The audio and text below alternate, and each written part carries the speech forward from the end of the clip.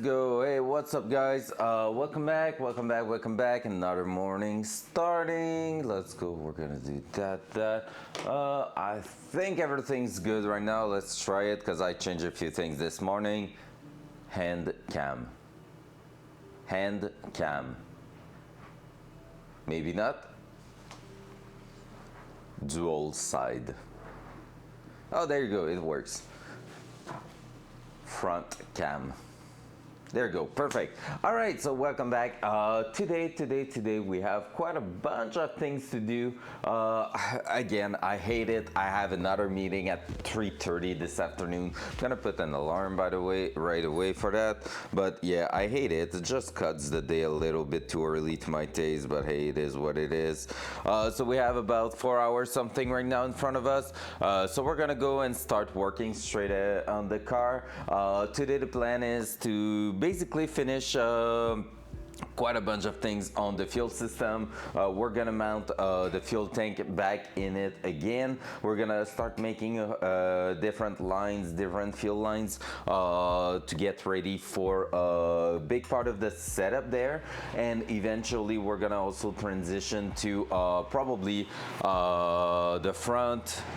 Or maybe we're gonna start at the front, I don't know yet. Maybe we're gonna start at the front and then move to the back, because I want to mount the fuel pressure regulator, then I want to mount the fuel tank in place. I want to do all the Y connection and mount the fuel filter, and from there I just want to be left with basically the big long line from the return line here and from the feed line to the front. So that should be quite doable today technically, and if everything goes super well, we might have time to at least throw the pilot bearing in place and reassemble the clutch, which will mean tomorrow we try to put the freaking transmission in place, which will be amazing. So yeah, because for sure tomorrow I'm planning on streaming. I want to get that done. If we get transmission in, that also means we can go ahead and take the measurement for the drive shaft. So next week I can try to find a place to get a machine drive shaft, and that means a lot.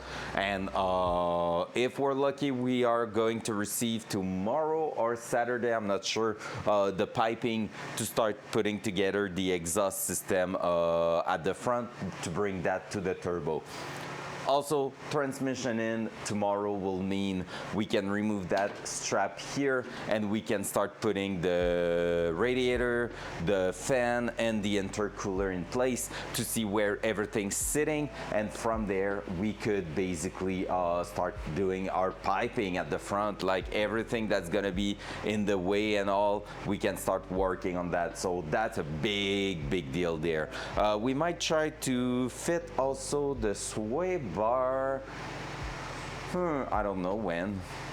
If tomorrow the transmission goes well, because I don't think we're gonna have time today to fit that, maybe we're gonna try to fit the sway bar in place at the front, because we needed to basically figure out where everything's gonna be sitting, and same radiator and fan are just going to be there so we can take a note where everything's sitting, and from there we're gonna be able to start working on our piping at the front. So that's gonna be great. Probably going to start some turbo setup next week if everything goes well, which is exciting. Honestly, it's freaking exciting.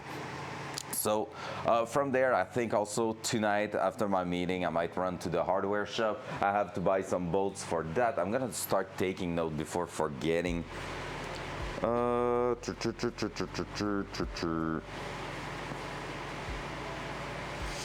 it's gonna be 5 bolts, fuel level sender. It's gonna be after that I wanted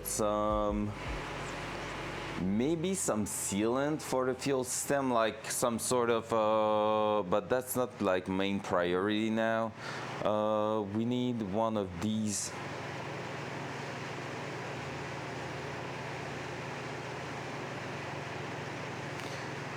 But that was not it. I know I thought of something else also. So I need this to put in the, oh yeah, the blade cut metal pipe because I have like a saw, a circular saw that I want to convert from wood cutting to metal cutting. That way I think we're gonna have a better time than buffer, obviously, to try to make some different kind of bend and like try to cut some pie cuts and stuff like that. So doing 45 degrees, 30 degrees, stuff like that through the entire setup. I just think it's gonna make our life way easier, so we're gonna take a look at that for sure. So I just want to take a look at the tool inside. I was thinking also of something else, but I can't figure it out right now. I'm gonna have to check also for M6 bolts. I'm gonna note that too, because we're gonna have to mount those fuel lines, you know. M6 bolts. Otherwise, I think we're pretty good. All right, so yeah, let's go ahead. Let's start working now. So, are we starting with that here? I think that could be a thing. The car's already down low and everything, so I think we're gonna go with the fuel pressure regulator, because that's where we left last night.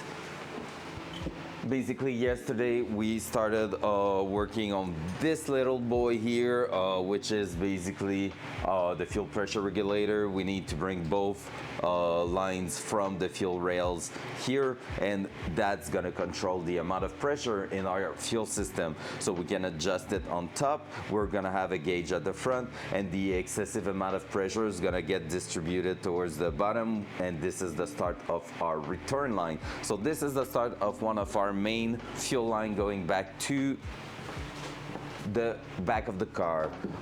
What I had in mind right now, dual side. It's to put it at the back here. It's gonna make basically the gauge a bit hard to read, but it's gonna hide it pretty well, and it's gonna be accessible for both fuel line setups. So I think that's not going to be a bad idea. I'm gonna throw the car a bit lower on the hoist, just because right now it's hard to access. But yeah, basically what I'm thinking of is setting it around here pretty much. So that way we can basically get access to everything, and we should be able to bend the line here to go back there without too much difficulties. Otherwise, we're just gonna buy a 90 degrees adapter there. Maybe we can even borrow one on the fuel system if needed for now.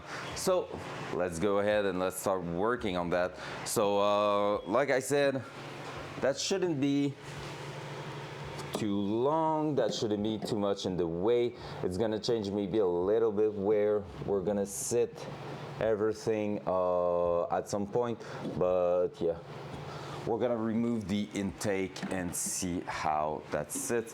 At least the intake is not bolted, so when I say removing it, it's like, wow, done.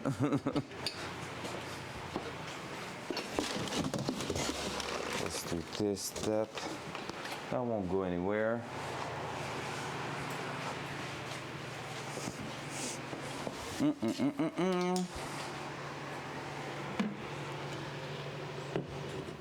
So yep, I'm planning on sitting it somewhere there, so we're gonna have plenty of space to send the fuel back and everything. And we're gonna have place to throw the Allen key in place and adjust anything we need to adjust there.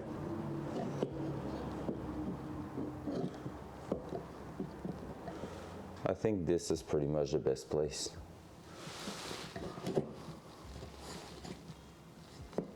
I don't want to go too low because I don't want the fuel line to basically hit the transmission tunnel for no reason. Well, not transmission tunnel, but transmission bell housing. So that part right there, twist it a bit. So right here, there's no point in hitting that, obviously. So we're gonna go and check to make sure we're clearing that. At first I was thinking about throwing it somewhere here, but now we can see that obviously it's hitting the lines for the heater core, so that's not really what we want. So yeah, we're gonna just figure out something a bit better for that. And I don't think there's any place really better than that here. So we're gonna mark that and we're gonna send it. Worst case, we're gonna have to remove that if we want to remove the latch, which we never had to do in the full build. So I don't think it's the first priority there.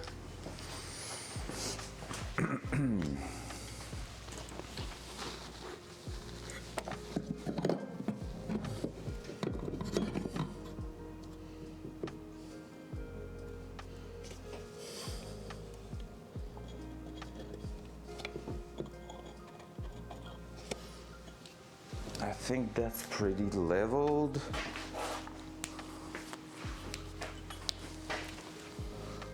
Just by the look of it. Oh, there's there's a little part going a little bit down there. So here I will be better. And we're also going to have our turbo reference that we're gonna be able to plug with the ECU right there with a T. So that's gonna help also, I think. Yeah, I really think it's a great place to set it up.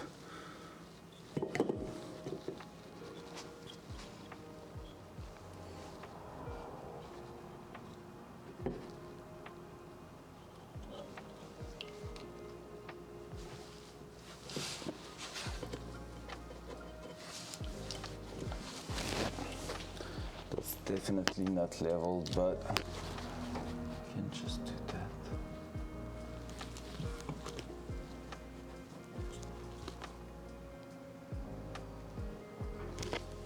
That seems better. Let's see if I can line up both of them. Yep, pretty much right there. Cool. So let's go and let's start drilling a hole. Or two. Technically more like two. So we're gonna see also what kind of hardware we're using for that. So front cam. I'm like all on the speed right now because I just want to speed run everything. But yeah, so let's take a look. What do we have around here? M6x1, that will be pretty neat in there. If we have some lock washer for these, just want to make sure these are not supposed to go there. All right, I think you are supposed to go there. Yep, so I need two of those here.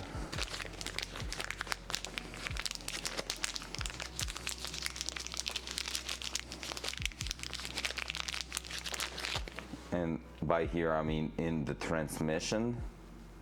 And I do remember I bought them for that exact reason. Basically, they are the one for the slave cylinder that we might be working on today. So that's cool. That's super cool. And I need to find some M6. I have still two left and I just need two for the slave cylinder. Then confirm that info.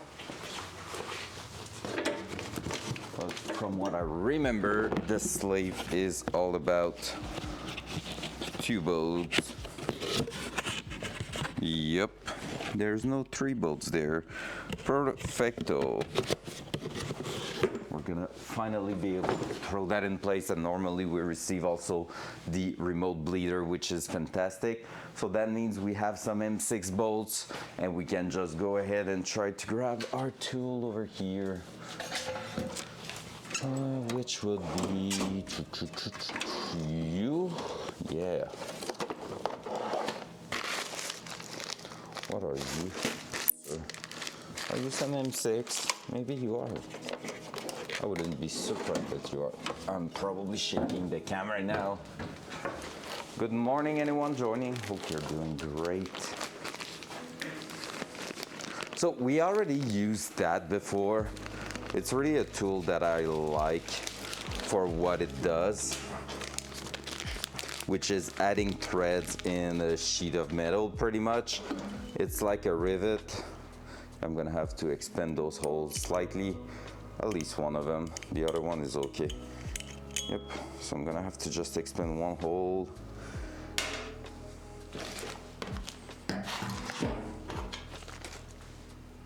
But yeah, basically here what I'm saying is that these things here, for those who don't know, they are what I call threaded rivet. I think it's the name of it.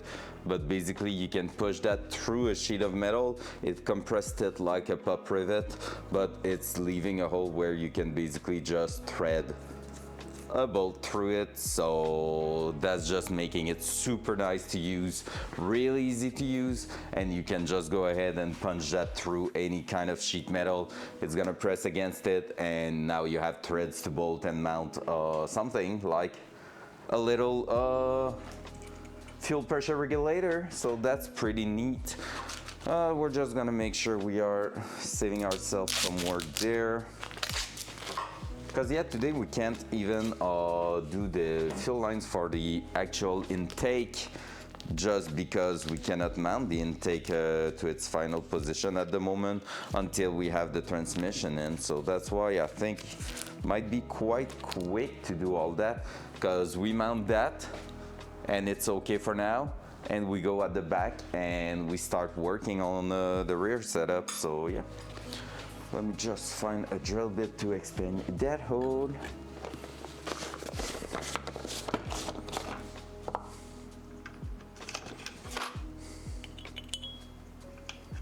Not you. You are just a little bit too flush, so you should do the job. Maybe even one more. Yep, that one will be pretty good. So I'm just gonna install myself here, and basically I'm gonna re-drill the mounting hole there so it can fit a M6 bolt.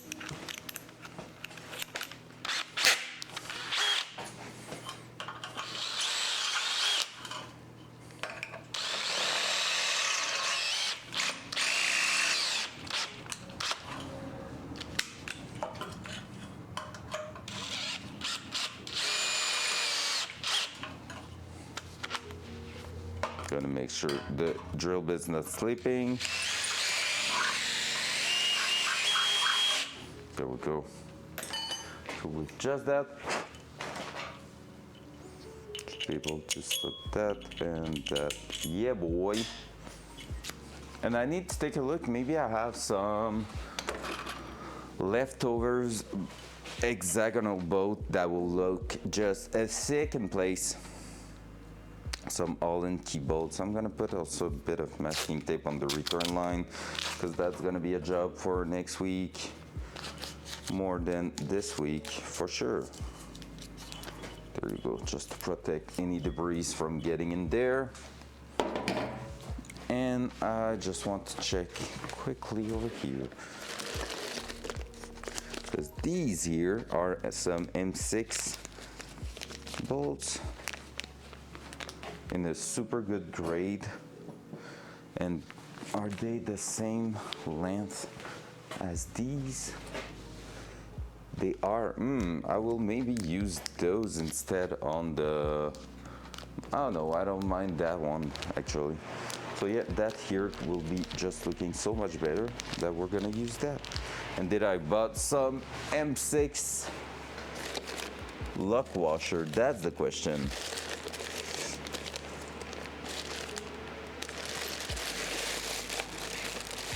I don't think I did.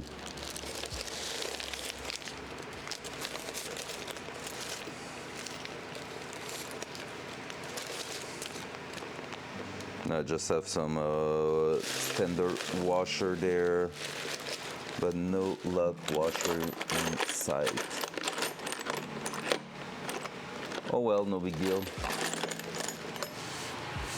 Can always change that if needed. All right, so from now on, we're gonna go ahead and we're gonna find the drill bit for throwing some holes in there, in that firewall. And you, sir, seems just right for the job. Dual side.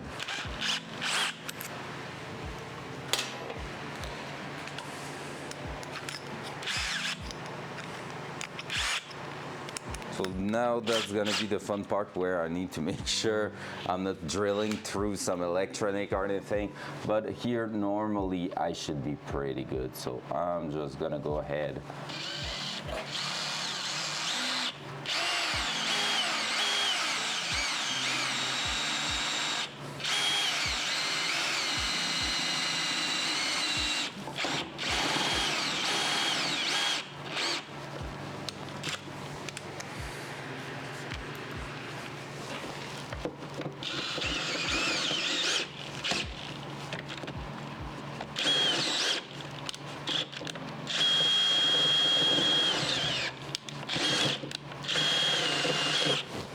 That's where it is spooky.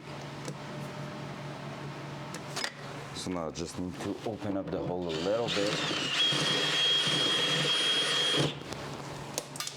and throw that on the ground. Exactly what I had planned. Honestly, I swear that's exactly what I wanted to do.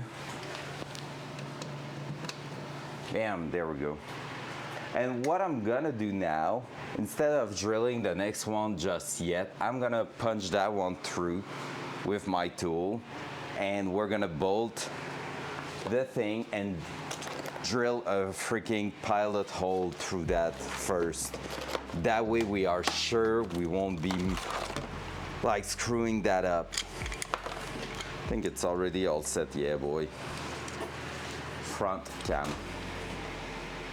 So for those not used to that kind of tool, basically we have some threads at the front here, and all we have to do is to drill our rivet on top, so the threads are going to be protected from getting scrunched down.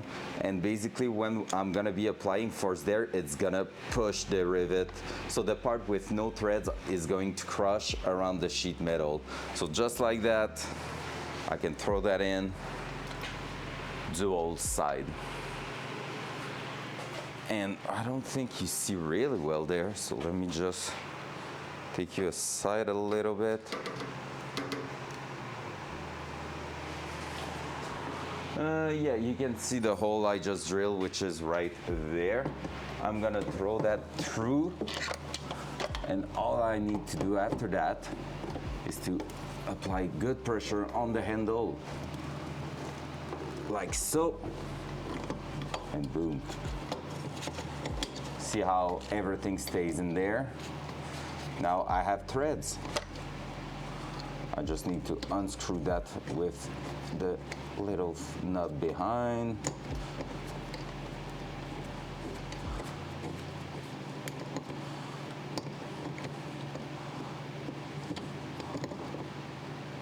If it wants to. There we go.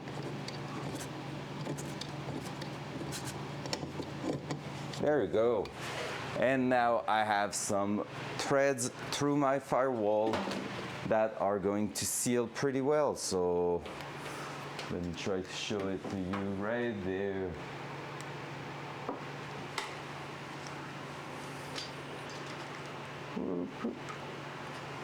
Like I said, now instead of doing the same mistake I'm always doing, I'm gonna bring that with a bolt, and I'm gonna thread it in place.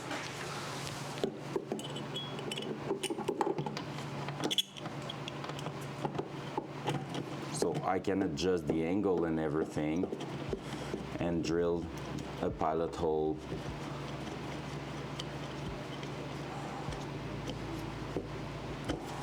So if I'm there, I'm gonna grab an extension.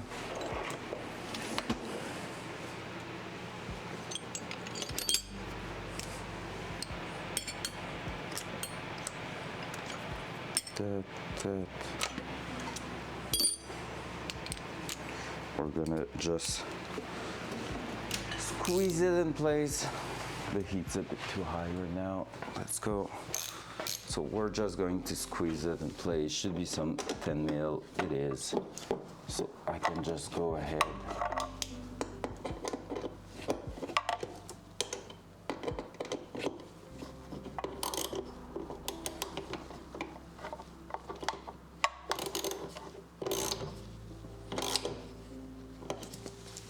just like so. And like that, I can tell that when I'm gonna be pushing the other one in place, that thing's gonna clear, everything's gonna be mounted properly. So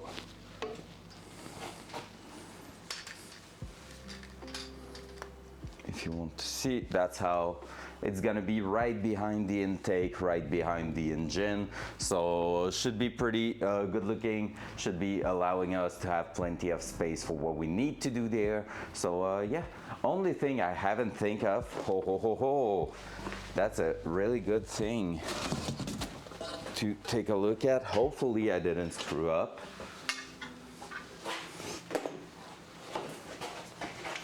Is that, no, we're good. We're good. I need to make sure that this here, the end of that here, won't be looking straight into it, because I need place for my fittings to fit in there. I'm gonna go with another hose and packaging here that I think already has been opened.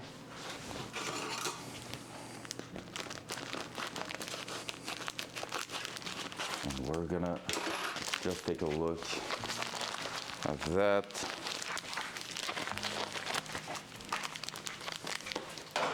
Oh, that was the cam. That was the cable of the cam. I haven't done anything. You did.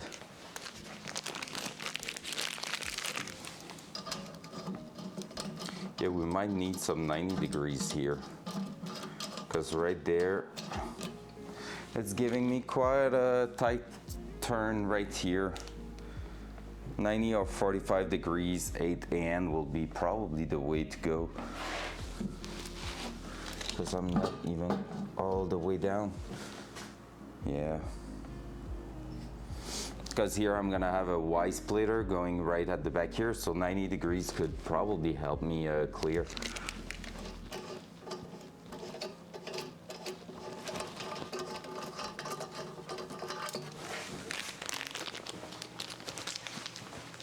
Let me have a look at that. Like I said, until next week, it's not the end of the world, but that's why it's important to assemble everything right now, because that means we're gonna have to struggle with that eventually. So if we're not test fitting our stuff, we might just have a bunch of problem there. So let me check quick.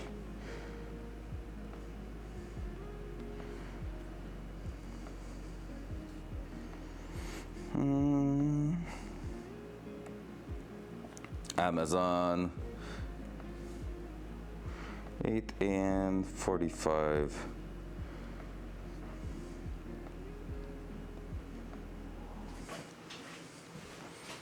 That to hose end, that will be great.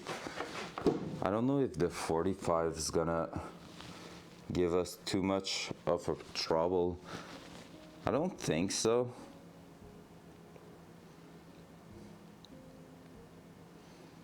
And I can have some for Monday, which is good. Oh, they are not cheap. But basically what I'm looking at is that, which will be basically just giving us an angle right at the end here, so it will probably be easier to fit our fuel lines and everything there. Gonna have a bunch of fuels of lines going through here, that's for sure. Not really a choice that we can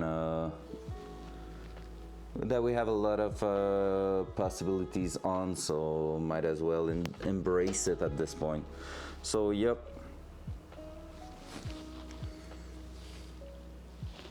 I think that's what we're going to do.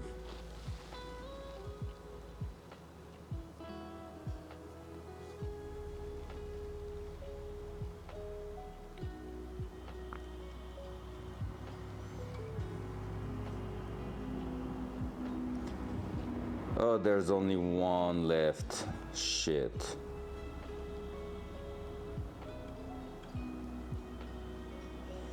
Welp, not gonna be that one.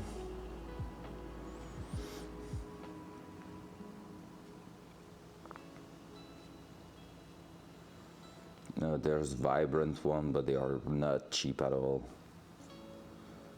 Only thing you need to think of is when you're going with those kind of stuff, don't go too cheap, okay? Because if you're going too cheap, I know a guy that burned his car down on the track because of that. He had some leak on the fuel delivery system, and it catched on fire in the engine bay, and in no time the car was out of service for good. I guess these ones, good reviews, everything. Here on Sunday, I think it's gonna be that.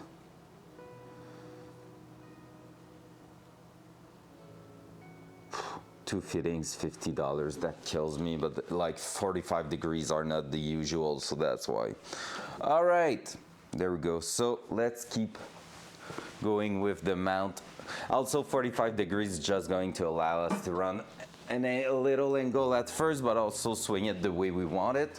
So 90 degrees would have done the job too, I guess. But I just want to keep the flow as smooth as possible. So 45 seems good in between for what we need to do. From there, let's go and drill that in place. I think here we are pretty much leveled. What do you think? If I can bring the camera. Level the camera first. That looks pretty level to me, right? I don't know where I throw my small level to measure that kind of stuff, so I think we're gonna have to, oh, it's right there. Oh, it's back in its spot. We can maybe just try to get, yeah, that's pretty good. If anything, it needs to twist a little bit back.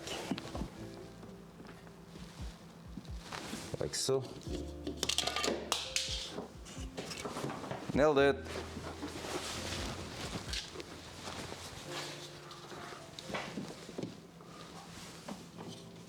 Hard to tell, to be fair, because there's shapes everywhere on there. Like that's bumpy, that's just okay. But I have like bumps freaking everywhere in there. Maybe with the fuel line.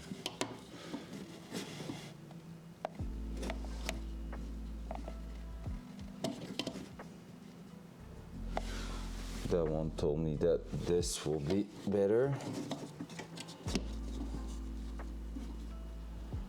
Again, there's shapes in there. No, it doesn't work. We're just going to eyeball it, I think. And that seems really, really good. If anything, that. Yep, that seems great. Perfect, eyeballed, the way to go.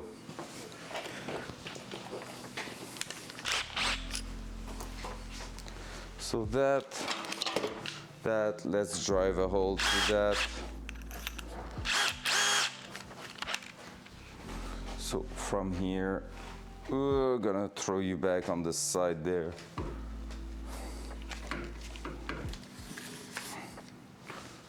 Like so, and there we go.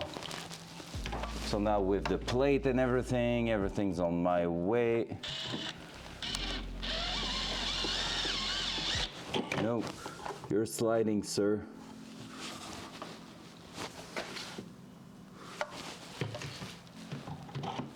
Maybe a smaller one just to make sure I'm not gripping on the mount. Wouldn't be too bad of an idea.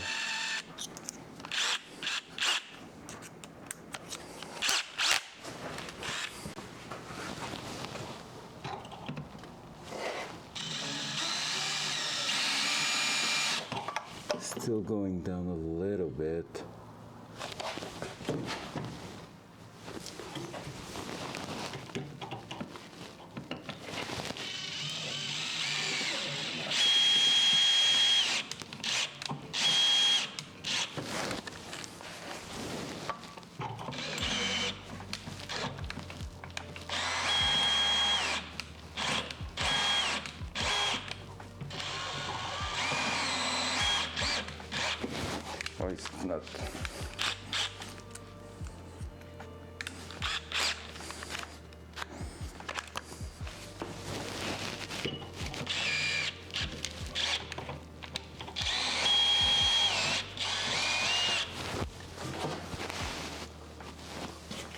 think if I can force it just a touch higher, it will be better, but yeah, we're gonna see how that's going, because it just moved slightly and I was not able to drive it back to its place.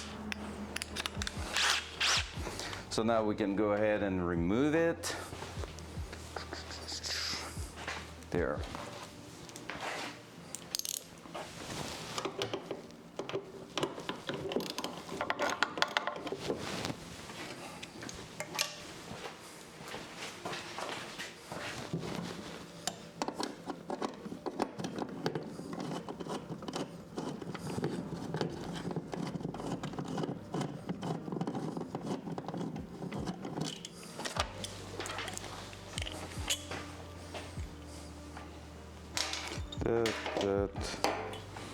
That for now. And so I can go ahead with that one, try to force it up a little bit.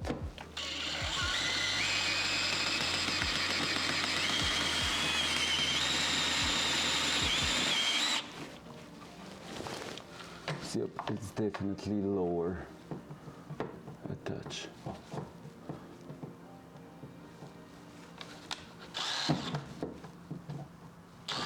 I don't know if I'm gonna be able to fix that.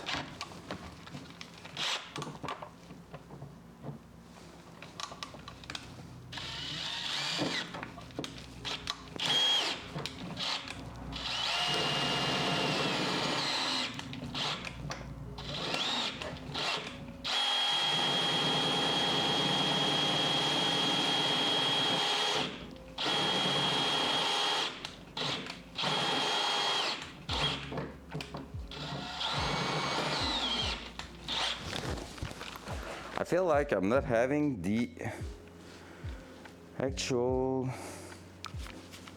thing that it usually does. Let's try that. It's not gripping as good that it used to be gripping there.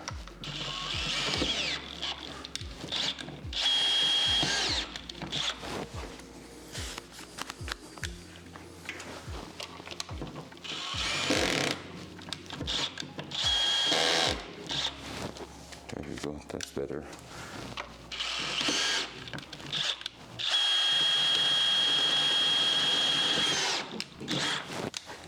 That was violent.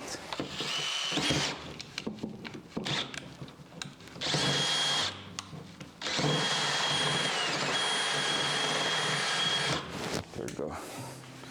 Now, that means we should be able to throw our second rivet in place to thread everything. And get our fuel pressure regulator mounted.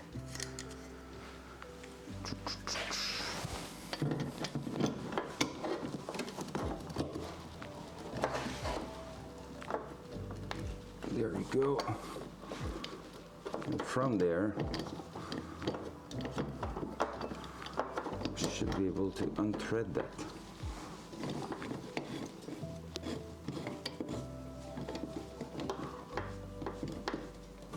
We're so close to some.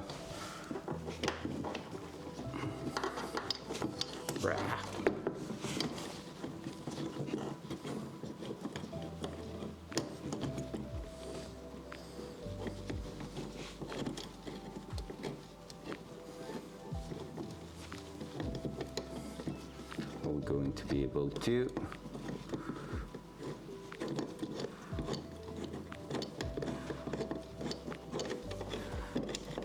there we go. Boom. So now we have two holes in place with two threaded rivets, which mean technically we are allowed and able to send it right there. So just like that. That one should fit. That one should fit too.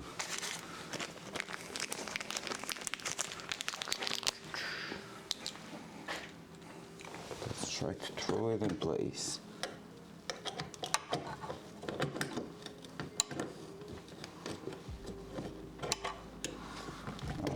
to throw it in there first by hand, I think.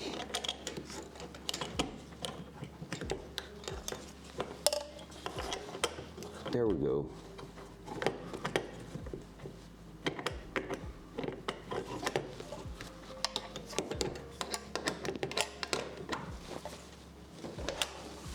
Why do I have difficulties with that one?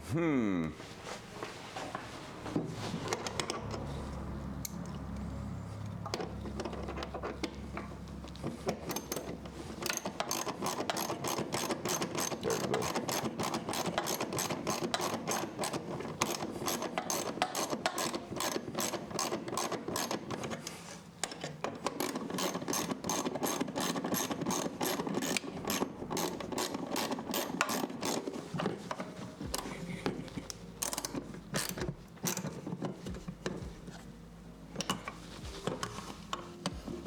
And now with that other one, I should be able to just go ahead and twist it right where I want it to be.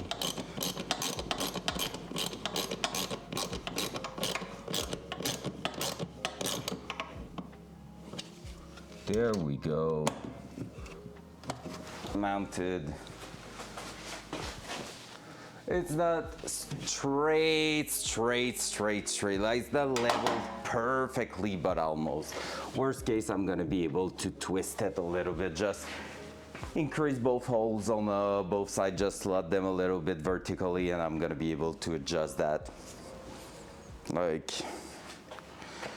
the idea was good, but the plate to lift the engine, and I cannot remove it, is in the way right there, but hey, that's almost, like you can see, it's just twisted a little bit, but it's not crazy bad. We're going to be able to readjust that. Front cam. So now with that being done, we should be able to go back at the back of the car and start setting everything in place. Like push back the fuel tank in place and then go ahead and start making lines for it. So the idea here is to go from these two places here. So if I'm giving you a better point of view, dual front. There you go. So basically right here, the idea is to go from these two taller, well, longer lines to bring them into a Y shape, and from the Y shape that will be straight to the filter, and then after that we will go straight to the front of the engine from the filter. So that's really good. By the way, one thing I haven't really explained yesterday at all, and since we're working on the fuel system actually, is basically the theory behind a fuel system. It may sound weird saying that like that, but like there's really some rules to follow when building a custom fuel system like that.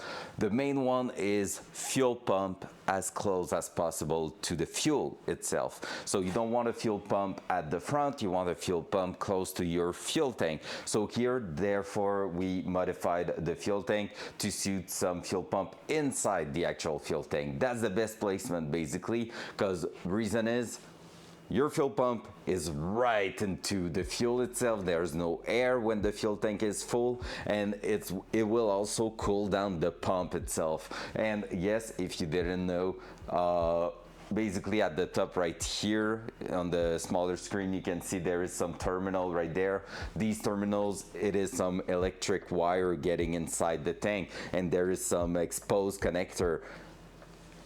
Fuel is not conductive, pretty much, like you won't have a jump in between and it won't make your fuel tank explode or anything. So right now we have two separate 12-volt system for fuel pump number 1, fuel pump number 2, and from there it's gonna be all managed in the car. So fuel pump basically loves to push and not to pull, so that's why it's going to be the best placement there. From there, it's going to push the fuel through here, and it's going to go straight at the front. At the front, we're going to get just the fuel pressure regulator regulating the pressure in the fuel system, and therefore the injector is going to have some specific data from there. So that's going to be pretty cool. I'm pretty sure we're going to have something pretty decent right there. So that's basically the main thing. Oh, and you need to have a filter, like what they call a pre-filter, pre-pump filter. So we have that integrated to the pump right at the bottom where it is sucking the fuel up, and we're gonna add a post-pump filter, which is another one filtering any small debris that could have went through the system in the first place that we're gonna mount right now. So that's the idea there. And after that, it's just lines. Like, it's not complicated in itself, it's just that you need to manage those little things. The post pump filter could have been put at the front, that one. If it was a clear one, we could actually see if there's any debris getting stuck in there, but it's not a clear one, and it is a bigger one than you usually see, so we're gonna put that at the back. Let's go. So we're gonna push the car up another time, and I think we're gonna mount the fuel tank first, and then we're gonna go and start working our way around with the fuel filter. Because once the filter is in place, we're gonna be able to check where we're putting our Y connector for both lines to connect together.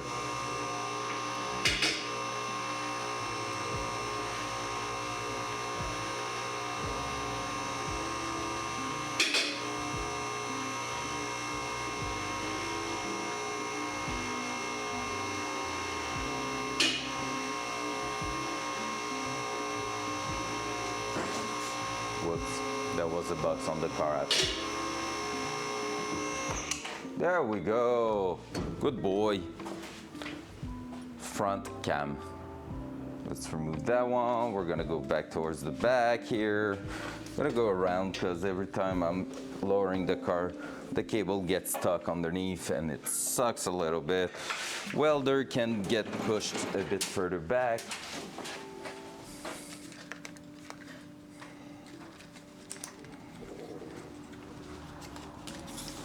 Pum, pum, pum, pum, pum. Yep, if we get pilot bearing in place today, that will be freaking sick. Because that really means tomorrow is transmission day, which we have been waiting for so long. All right. Dual side. So we haven't checked it yet, but here's our modification we done. We see the roof. We have done that opening basically here. That's allowing to run everything we need to run in there, so that's cool. We're gonna push back the fuel tank in there, and basically our fuel lines are going to go in there towards the bottom here, and I'm thinking about maybe mounting our fuel filter somewhere in there. You can see there was a bunch of things in there, but there's nothing we're running anymore over here, so we might check if we can, yeah, just mount that there, because basically it could go like here. I don't want to get into the wheel well over here. I want it to stay really around here somewhere, so maybe mount that like this, maybe with a twist there, so we can just send our line straight here at the top. We'll see. We will see. Like I was saying, we could almost run through here also, but fitting wise, I'm not sure it's gonna fit two lines, so that's why we expanded that like this. So yeah, I really think that getting down here, because here we have a triangle, like an opening in a triangle shape over here, and we could pretty much use anything here to mount the fuel filter. We need to make sure we're not going to be in the way of that too. Might be a good idea to mount that one, just at least temporarily. Yep, let's do that. Just so we are sure of what's going to be in our way over there. So we have that one over here, over there.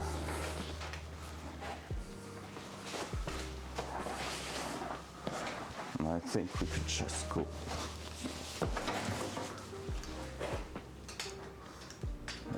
because basically what I'm talking about is differential wise to the wheel. We need to make sure we won't have anything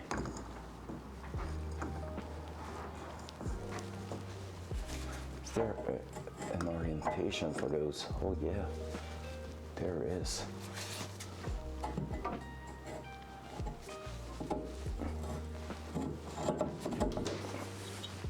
There you go. See, that's removing a bit of space right there. So that's why I think it's a good idea to just mount that and have a really good idea of what we have. I'm gonna go grab the filter because I think filters first things we want to put in place.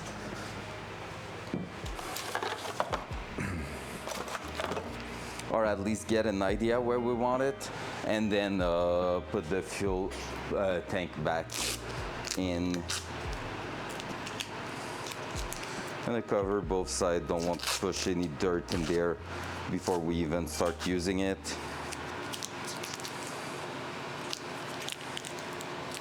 Just like so. Pump, pump, pump, pump. So what are you seeing right there, guys? Okay.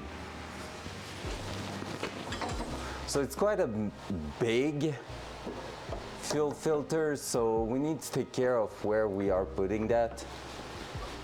I'm really unsure of what will be. Oh, I mean,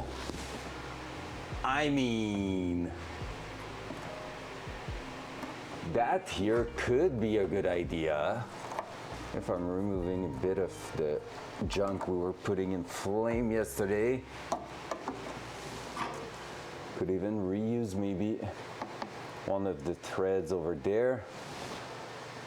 We need the fuel tank in place, but that honestly, if we can make everything, I think it's just going to be a matter of where the Y is going. But that's a really solid place because this is just spinning around. That will clear anything like because that angles change a lot with the suspension being crushed, but there's no way it's going that far up. But yeah, even there, honestly, we tried to make the Y connection really short, and that could work.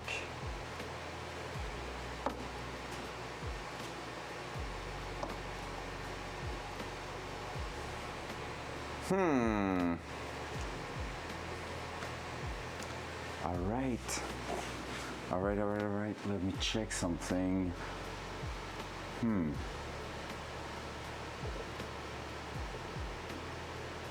thinking front cam. There you go, boom.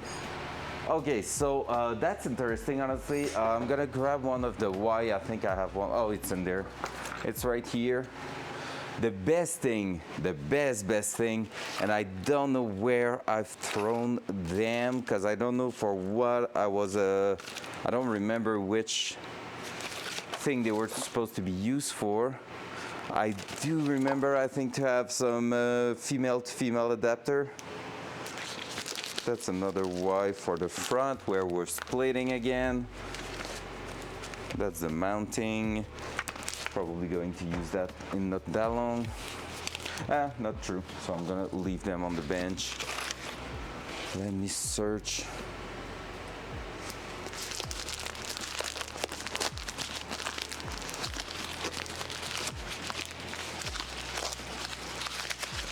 What are you, sir? Okay, you are a Y. Then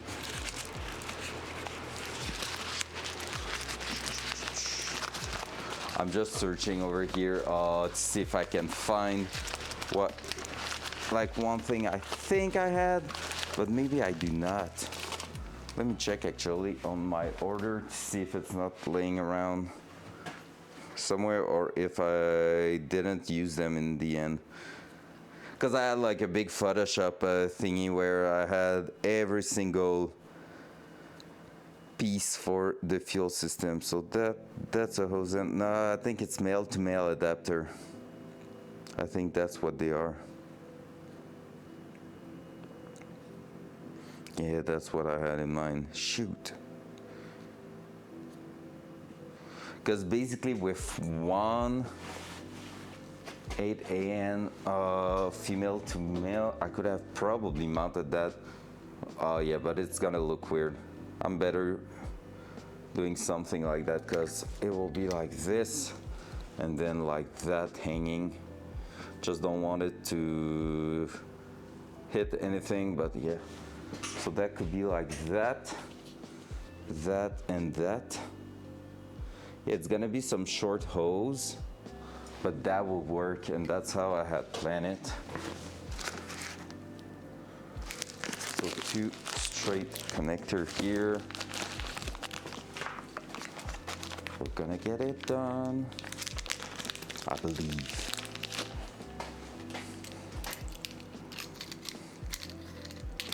So basically, nailed it. Almost successfully put it on the chair. All right, that was funny. So basically here, we have that we need to fit on the side right here.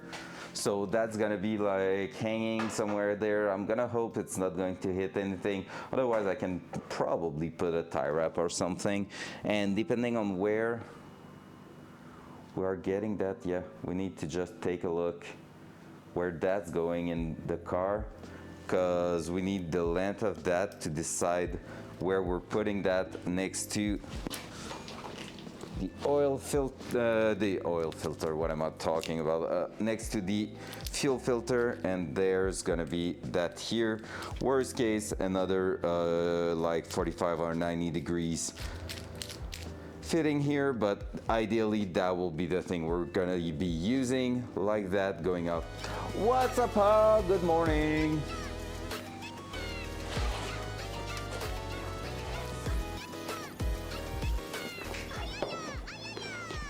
Yeah, let's go. How you doing, beautiful? Hope you're doing amazing. You badass sunshine. Let's throw that to the side for now. Gonna see if we need those later on. Oh yeah, the other thing that we won't be using. It is a lovely day. It is. We're getting shit done. It's Thursday, almost Friday. That's crazy. Time flies, baby. Time flies. I'm telling you that. And it's spooky at the same time. How fast everything's going. I was talking about maybe using these later on. Oh, I had some M6 lock washer here. Could change that later on. All right, gonna throw that back here for now. And we're gonna go ahead and start putting that back in, because we need to take a look where everything's sitting there. So let's go. I'm gonna take a bit of air and just clean it a bit, because it's really dirty right now. With all the cutting and welding we've done around it, it's not happy. Probably have my air nozzle around here.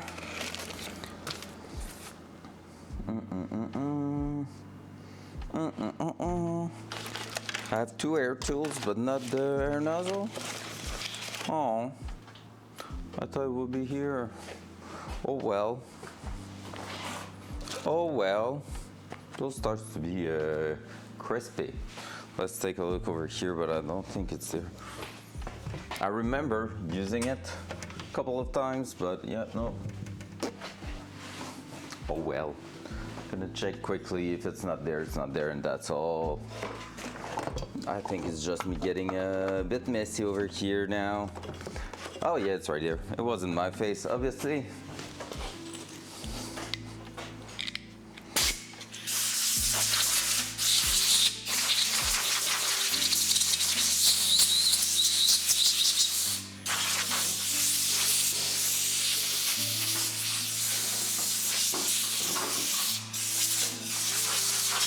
There we go.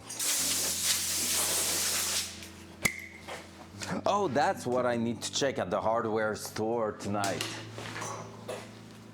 Rubber carpet to cut and put on top of where it's hitting, so we space it out just a touch.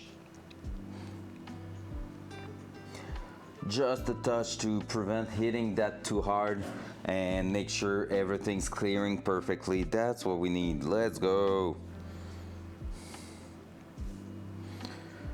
Rubber carpet for fuel tank. Noted. All right, let's throw that back in. That shouldn't be too hard, hopefully, and we should be able.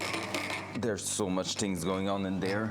I'm gonna need to clean it up also, but we know we already have to remove it another time. Dual side. Let's go. So, if we're looking here, is that a good place? Yep, we're gonna throw that so it fits in our hole we did there. So yeah, hopefully I will be able to do it without throwing it on the ground.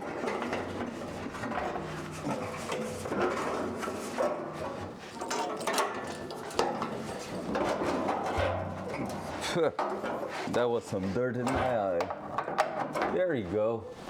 Easy peasy. Yep, I think it's gonna be a hard fit for the fuel.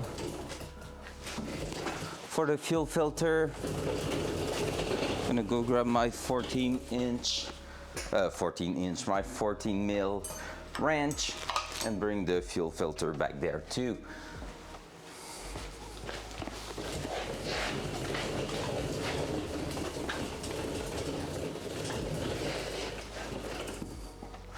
Yep, that's not fitting for sure.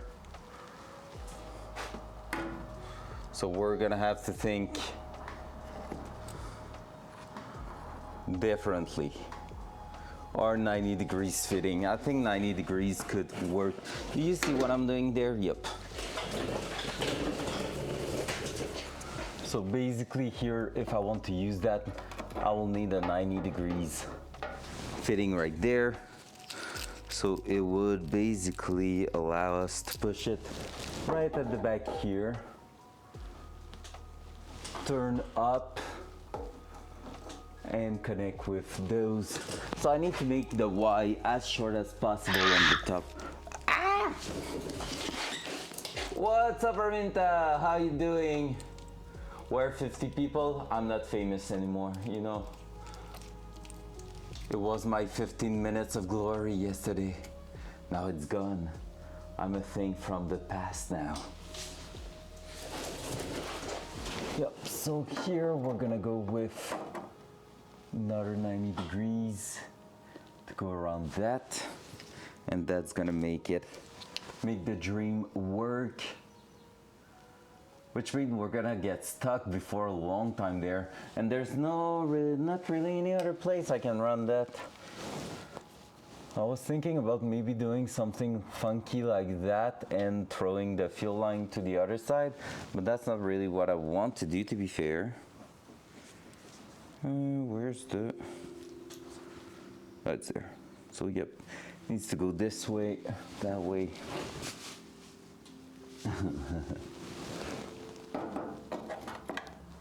That will be perfect. Yep, we need a 90 degrees for that one. All right, time to order something else. Can always borrow the one from top there on the return line.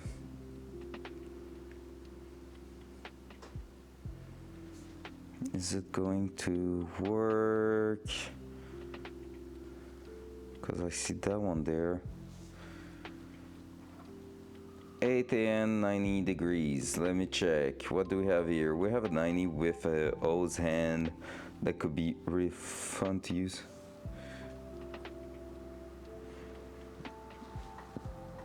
Oh, I haven't checked one thing. The last one I ordered, I need to check if it is PTFE fittings.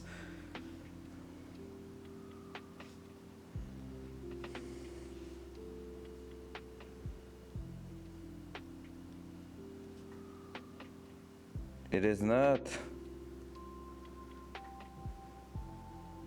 Shit. I need to cancel that order. I just realized. Wait a sec.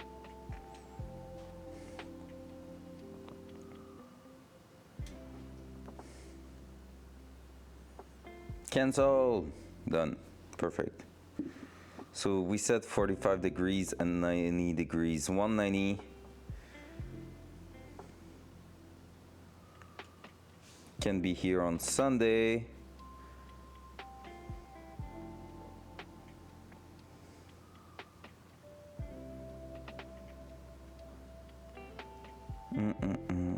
Oh my god, that's kind of worth it. Alright, I think it's gonna be some 90 degrees at the front too, because 45 is way pricier than that. It's like it's way cheaper. Some 90 degrees there. I'm just going to order for the same amount of the two fittings at the front. I'm gonna have like freaking 4 of them. That's crazy.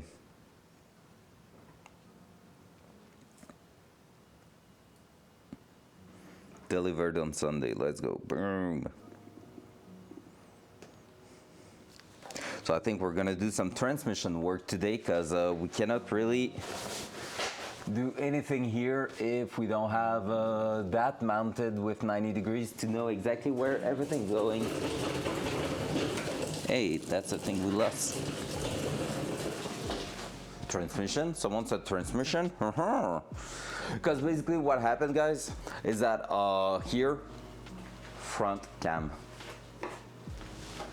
Here, that is too long. I'm gonna have a 90 degrees going up, and the end of the 90 degrees is already the end of the hose. So I cannot just borrow some parts here and there. Otherwise, I will make some lines that are not like the proper length. So I need to make sure we're gonna have everything in hand to make the dream work.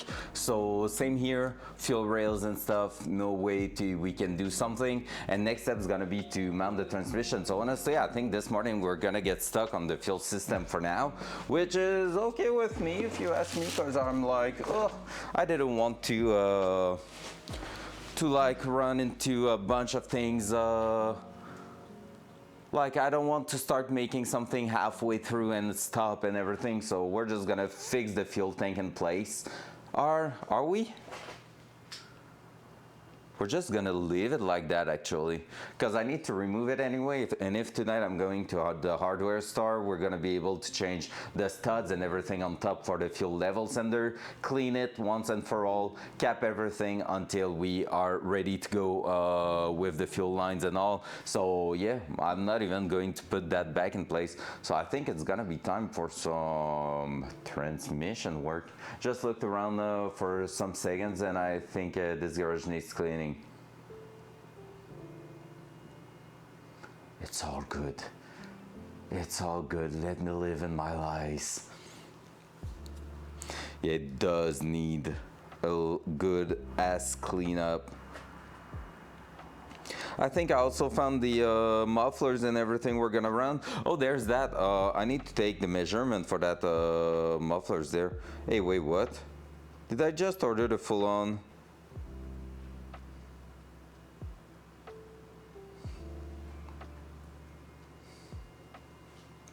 Whoops. I just thought out everything. Yeah, well, empty box is just the one over there pretty much. Everything on this side has stuff in it, and it's like everything we're gonna have to do really, really soon. But yeah, the one at the back are bad. All right, yeah, exactly what I wanted. We're gonna take the measurement to see if the muffler I just bought by mistake, because I was waiting to take the measurement, is fitting in here. So let's go. Wait a sec, I'm just going to take it back here. Take a look again at the product number, because I know it's not there. It is that.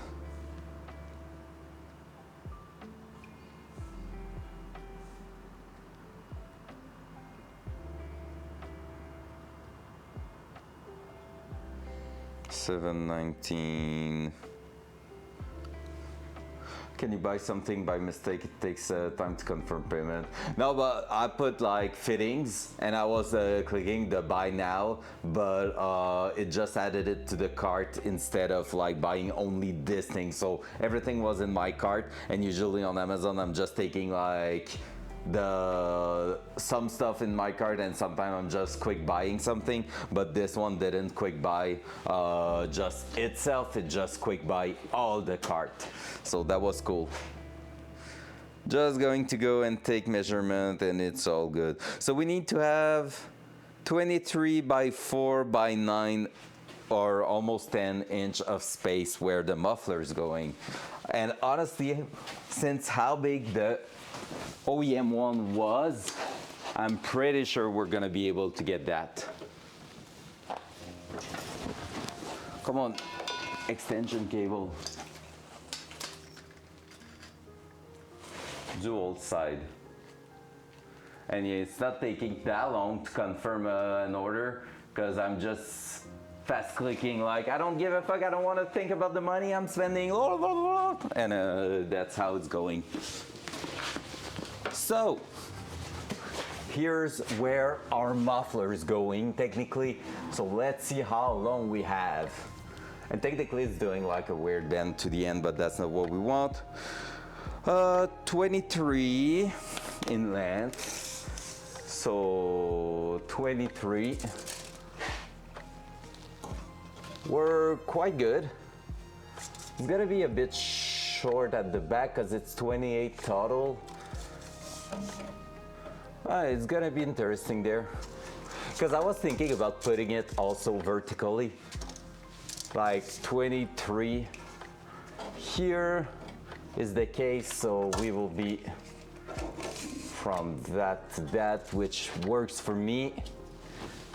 And with the outlet, the inlet here 3 inches, that's okay, as long as it's not hitting the wheel or anything, but as long as it is behind the chuck, it shouldn't be. By 4 1/4. That's the height, so 4 1/4, not a big deal, really not that bad. And by 9. Honestly, that's where I'm saying like 4 1/4 could be like vertically mounted there. And 9, yeah, 9, almost 10 is pretty much fitting that shield right there. I think it's gonna be vertically mounted. It's just the length of it that's gonna make it impossible to rotate everything. So maybe not, we'll see. So here to here, 23 is the heat shield. 9, almost 10, heat shield to heat shield. And 4, yeah, it's even horizontally, it's gonna work. And we're gonna have the exit right at the back there. Perfect. So muffler's fitting, we're okay with that. We are okay with that. And the second one, because I'm putting something else as a resonator in there, so we're just gonna confirm that one too. It's like just a little tube, like that, like a flow FX, just to remove any drone or anything. So that's not too big, and it is let me check. It's not in inches there.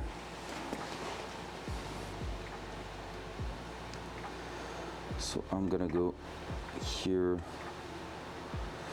flow FX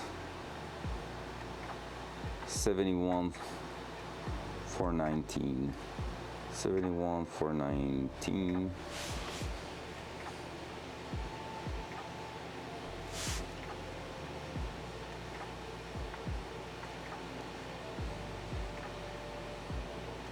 It's probably 19 inches, therefore why the 19 at the end?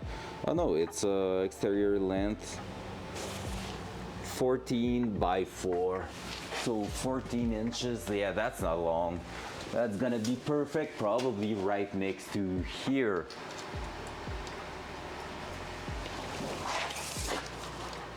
Oh, I don't know if it's gonna fit, but we're gonna see next to here. 14 inches is like that by 4. Oh yeah, it should fit next to the drive shaft. We're gonna have to see, but the exhaust, I'm planning to put it right here pretty much. There's even something molded here to have the exhaust pipe going there. So somewhere here and underneath the transmission or right at the back, that's where the exhaust is gonna do a turn and come in there. We're gonna see.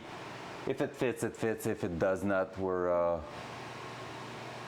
not on the other side, passenger side, because basically everything's done on the car to be mounted driver's side. Like all the exhaust is supposed to run driver's side here, so it is starting passenger side. Yeah, nah, it's gonna be okay. Because basically my seats are in front of that pretty much. True, not true. If I'm following the floor plan there. But yeah, basically the exhaust is made to go through here. Therefore why we have a shape bent in there and all the heat shield at the back there. And on the other side, it is the fuel tank system. So everything over here is a fuel tank getting out like intake tube and everything. So that's why there's just nothing. So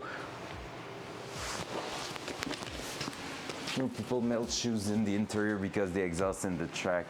Yeah, but like the exhaust is not going at the footwell on the driver's side.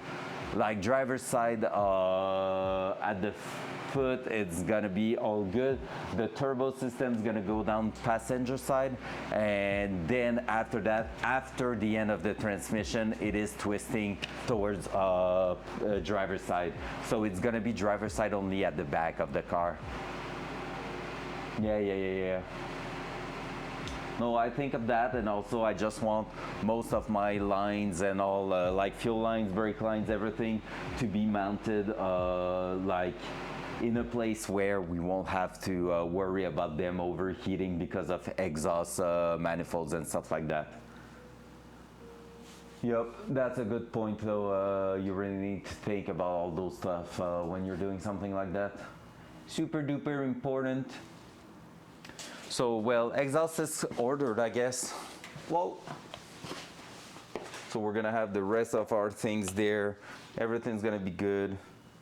Everything's gonna be fine.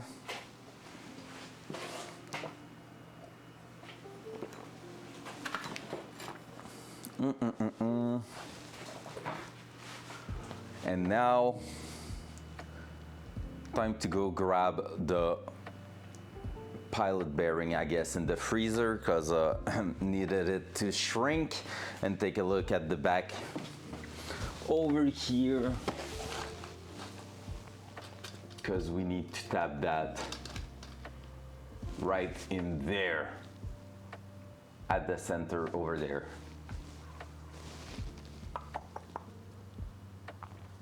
I don't know if I'm able to do all that without removing the bell housing. I could. It's a bit of a pain in the ass to remove. And if it stays there and I can put the clutch also back in there, that would pretty much mean we're ready to. Oh, I need to remove it. I didn't put the guides in the bell housing. Shit. We're gonna take it then out, and then we're gonna put that in there, throw that back in. If it went in, it can come out, right?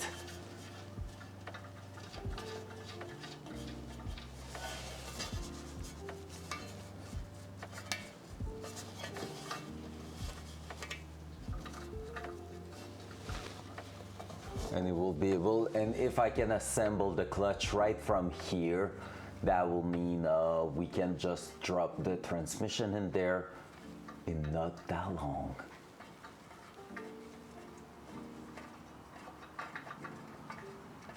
Come on.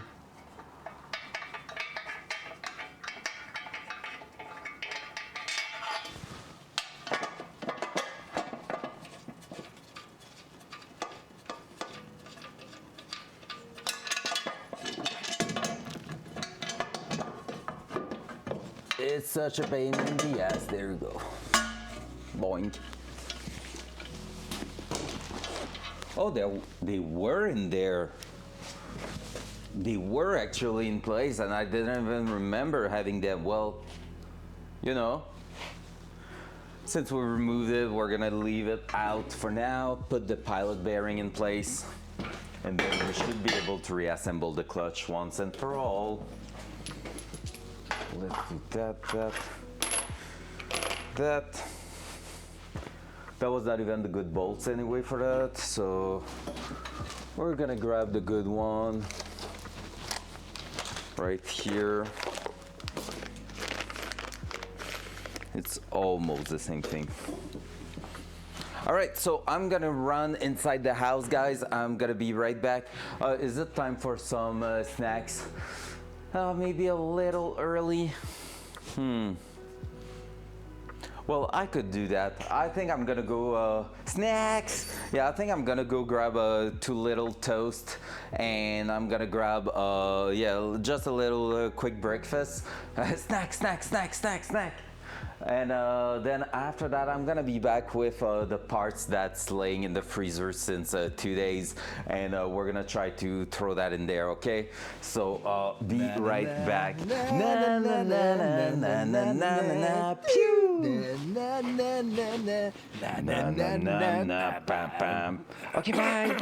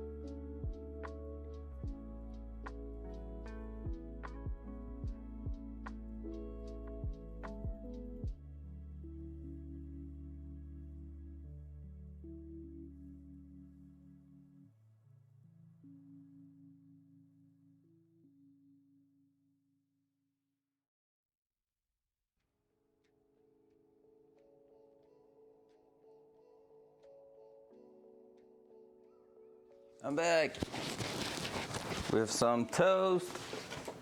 Time to crunch. Loud noise.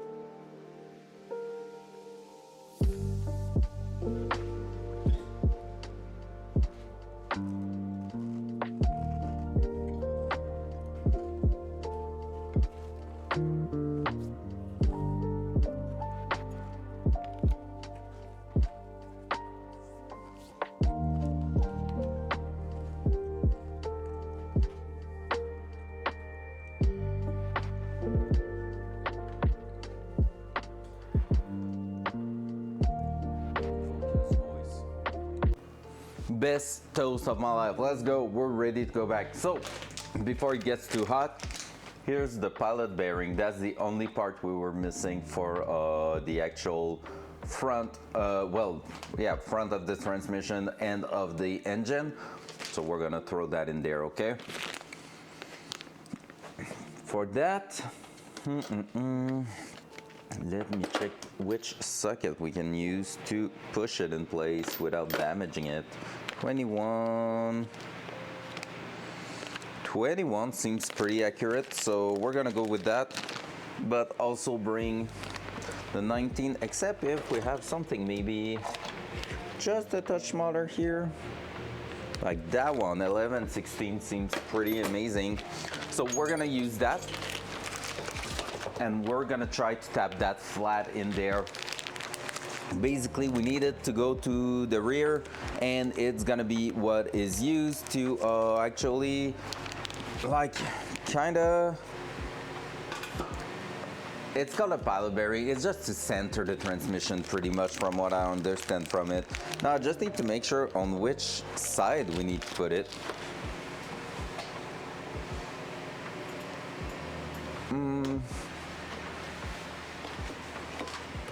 LS pilot bearing orientation, because they are not similar on both sides. Which way does the pilot bearing goes? Pick one toward input shaft, or trans pick two towards wheel. Okay, perfect. That will make sense.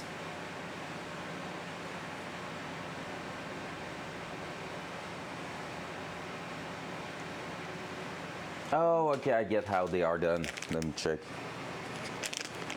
I think. Maybe not. Oh.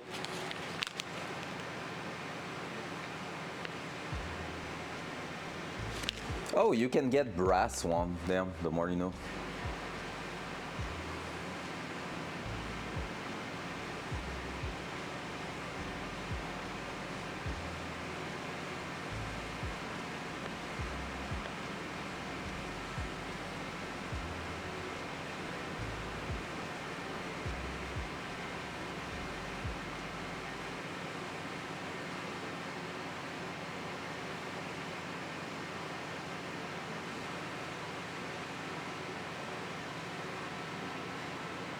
When the bushing fails, you replace the bushing on the simple math. Oh my god, are they telling me I should have went? I didn't know there was brass one for those.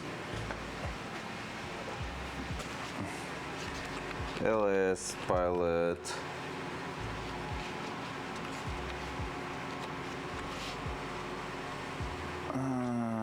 You serious?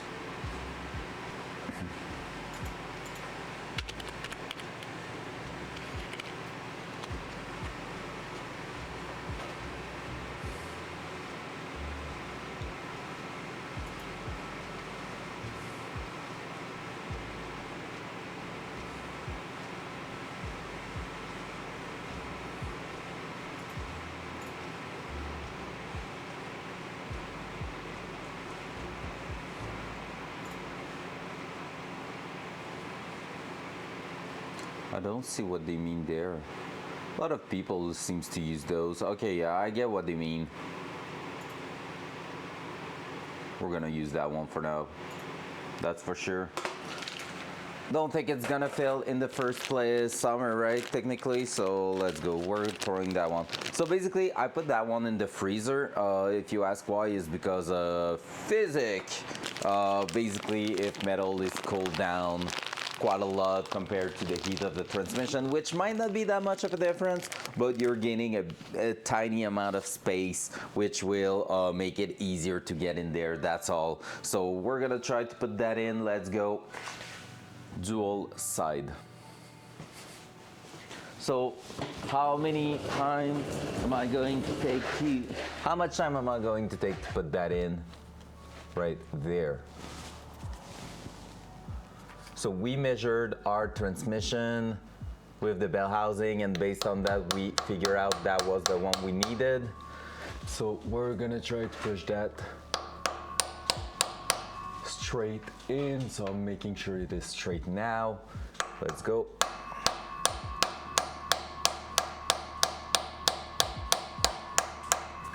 Well, you know, it's going, which is great.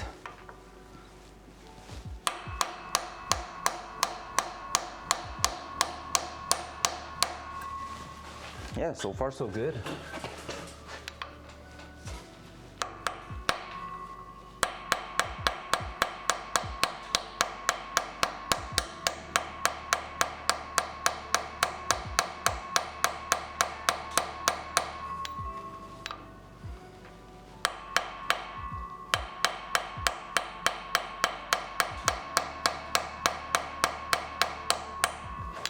should sit quite flush at the back there.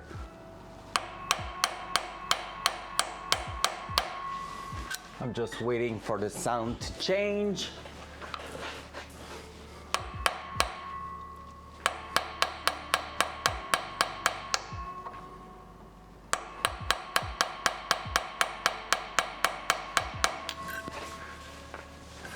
That here seems pretty good because it is sitting flush against that surface. Let's try a few more hits.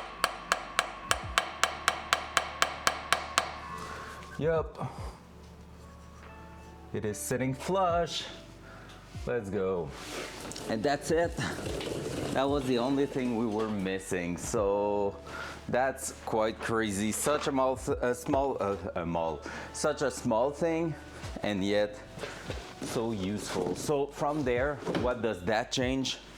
It changes that we're gonna be able to drive our actual clutch really centered there, because now that's holding in place. See? We're gonna be there, and now that's spinning. There's still a bit of wobble, but at least it won't be by as much, so it's gonna drive everything in place there. So if I'm doing that and hitting the back there, should be pretty good. Let's go. So time to start adjusting everything. So we're gonna take the clutch out again. First of all, we're gonna put the bell housing in it, and then we're gonna try to adjust the clutch again in place. And that should be it. So we should be able to put back all our clutch system, make it clear and perfect. And then after that, we should be able to start working on transmission. Transmission wise, I'm telling you, I have no clue how we're gonna make it happen. Because basically, we're gonna need to put the transmission in with the input shaft, bolt everything together, and after that, because the input shaft is gonna go through that pilot bearing, through the entire clutch system and everything, and after that, once this is done, we need to basically set up all the mounting system at the back of the transmission, but without the transmission hanging at the back of the engine technically, because that's not really what you want. So yeah, that's gonna be an interesting exercise there. We have a bunch of things to prepare, but I think what we might do is use the actual table that we have and drop the Datsun over it, so we don't have to push the transmission by that far to slide it in place.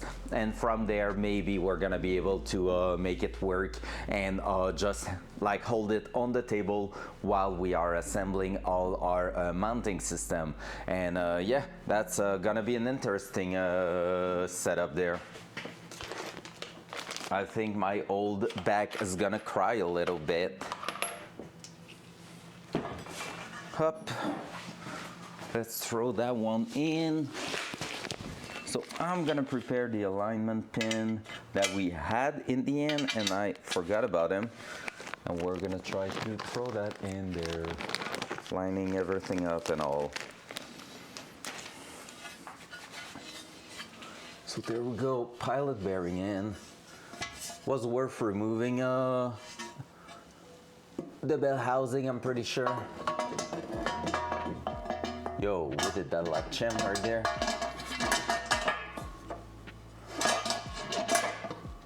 See, with the alignment thing, it's working quite great. It's just going right in place. That makes sense that we had them.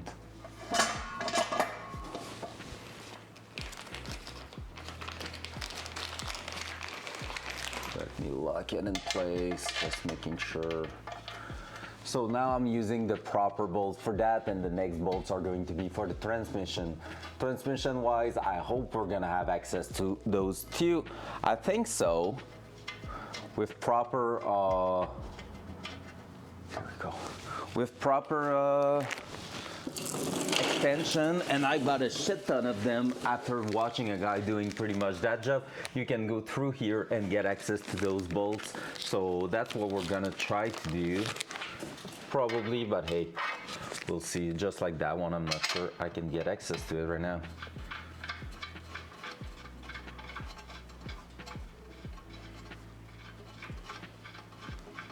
And we're gonna have to lower the car to get access to the top one. Always try that one. Yep.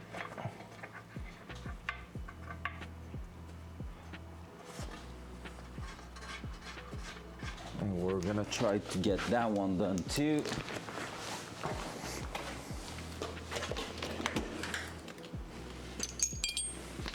In the end, we went straight for transmission work today.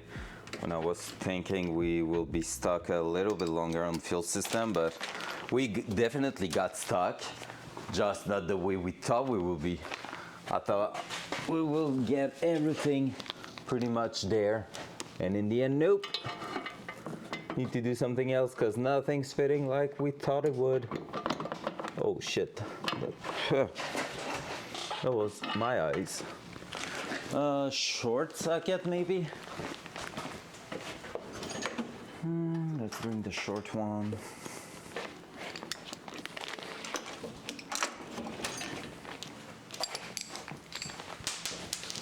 Metal John's gonna jump in here saying, told you! Put some glasses if you want to see when you're gonna be ready to drive it. And I'm gonna be like, oh, that was a 12, shit. Must be. What's up, bud? Hey! How you doing? Hope you are amazing. No, you didn't. You didn't tell me that. You're more like, let's go set it on fire. YOLO. That's how you are.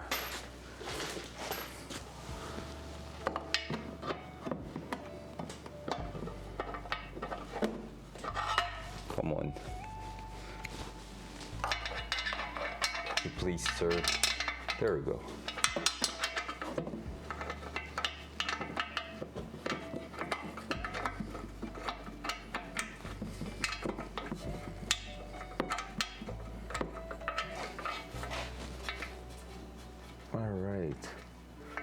The rest gonna be through the top, I think. So I can probably just go ahead and I could start torquing them, I guess.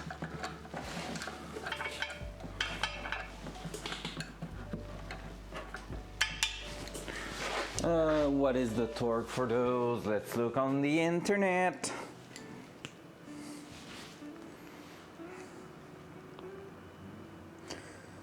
LS Bell housing torque.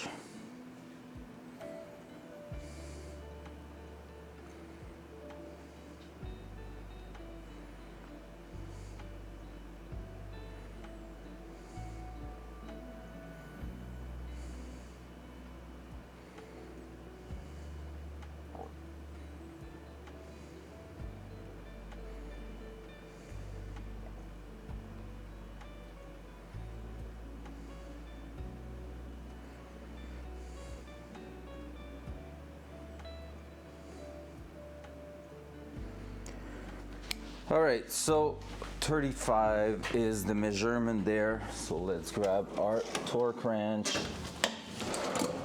For that, where is it? Yo, I can't find it. Am I dumb? Yeah. Confirm.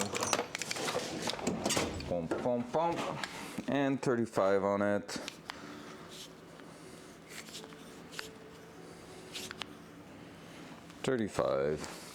So we're gonna start torquing all these at the bottom. So at the top we're just going to be okay.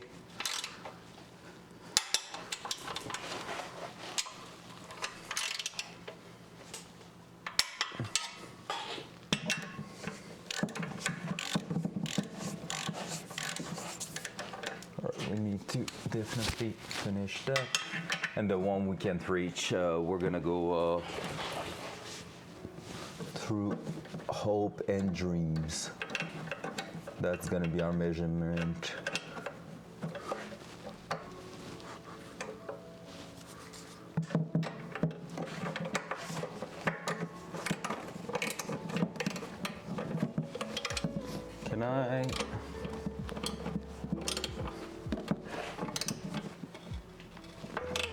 Can I get a better fitment there?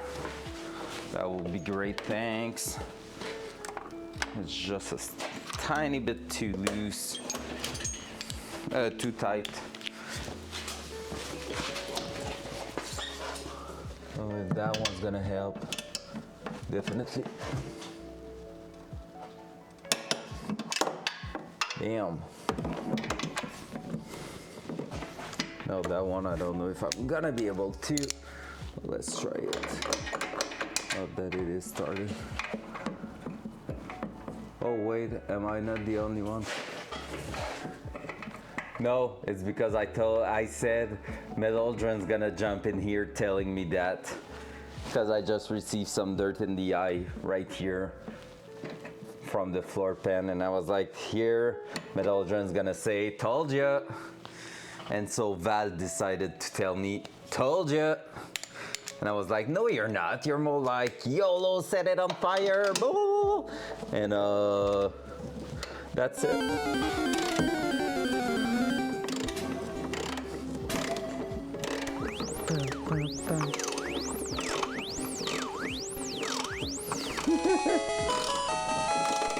A wild hawk was captured.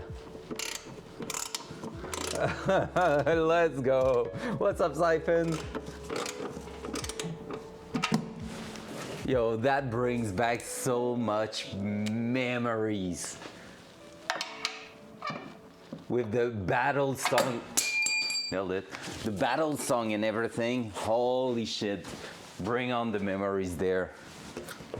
Doop, doop, doop, doop.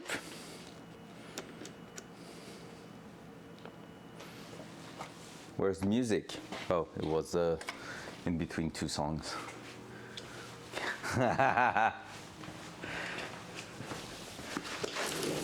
Honestly, not gonna lie, I'm thinking about doing like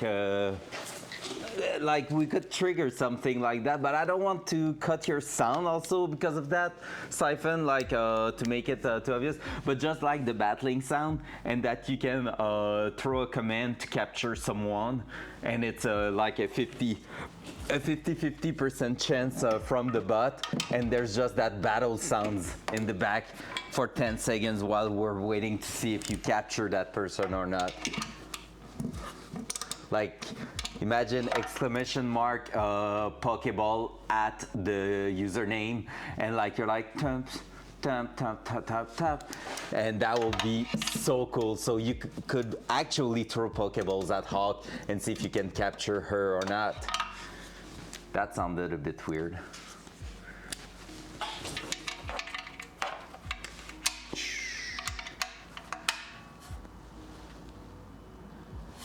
Nice. We're gonna see. Could be fun. Hey, you wanna know something crazy, guys? When I got inside for my lunch, the girlfriend said, I want Starbucks. And I was like, I'm not going to Starbucks. I'm streaming right now. And she's like, no, I'm going. What do you want? So I'm gonna have a cold brew. Cold brew from Starbucks incoming our way.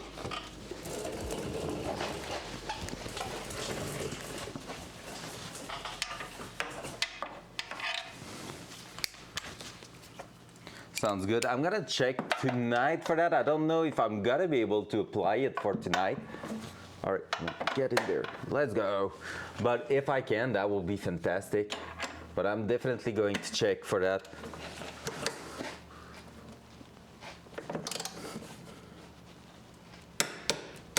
Hey, we got it with extension, joints, and everything. Am I able to take it out now? Not white cream, but there's, well, technically, yes, it is. Yeah, it's the one with with all that. Yes, yeah. It's the caramel and crème fouettée one at the moment. Salt caramel or something. It's gonna be so good.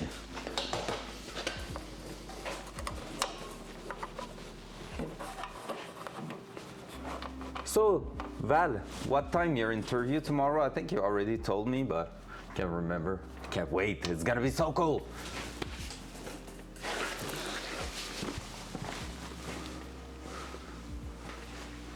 Heck yeah. Vinto, Lady O, working together in the near future. Stay tuned for more.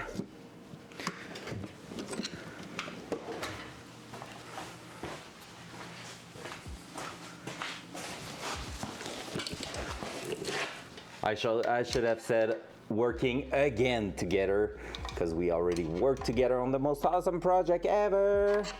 And after that, when we're gonna be out of work over there, our contract's gonna be done, you're gonna bring me with you back at Cinesite. Hey, hey.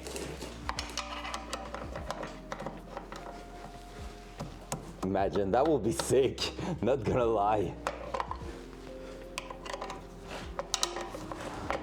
But I'm not looking forward to working at Cinesite, to be fair, so I shouldn't say that on stream, but hey.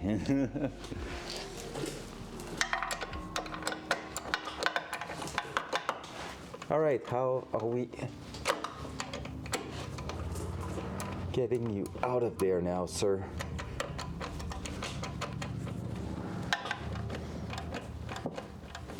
It won't get out. That makes me mad.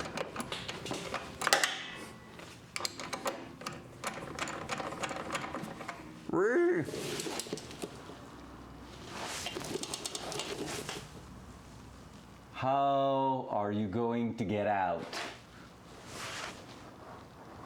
No bueno.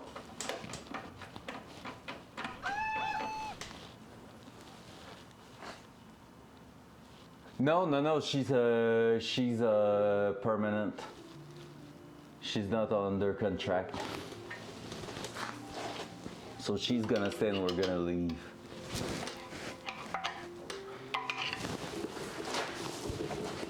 Yep, but I mean, by the time right now, it doesn't mean anything, I will say.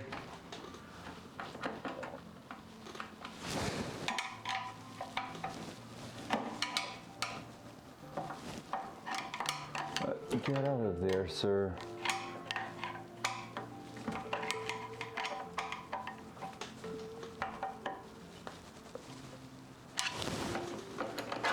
Let's go. That's one done. Did I heard something? I'm looking at the door to see if the girlfriend's coming back. I don't think so. There you go, easy. Freaking Z. So I'm gonna get you out of underneath and we're gonna go at the top taking a look at what's up with all that. Pom, pom, pom, pom, pom. So I'm gonna push you right on the side here. Front cam. Front cam. Okay, I've been chatting with a friend of mine. Well, more than a friend of mine, like a Flo's sister boyfriend, and he's working like in sales and stuff like that. And he told me there's nothing more easy than throwing away someone who's permanent.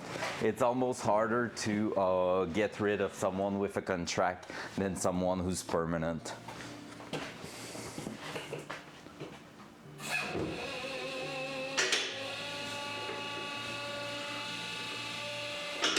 Because with a contract you have terms and stuff, and like since it's ending at some point,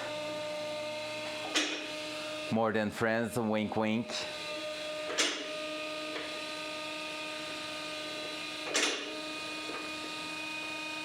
I mean, what is it called in English already when it's the sister of your girlfriend. It's not stepsister, right? Because that's when, for example, your father remarry with another, like is with another girl that has a daughter, right? Brother-in-law, sister-in-law, that's it. So yeah, it's the boyfriend of my sister-in-law. So I mean, he's in the family, you know.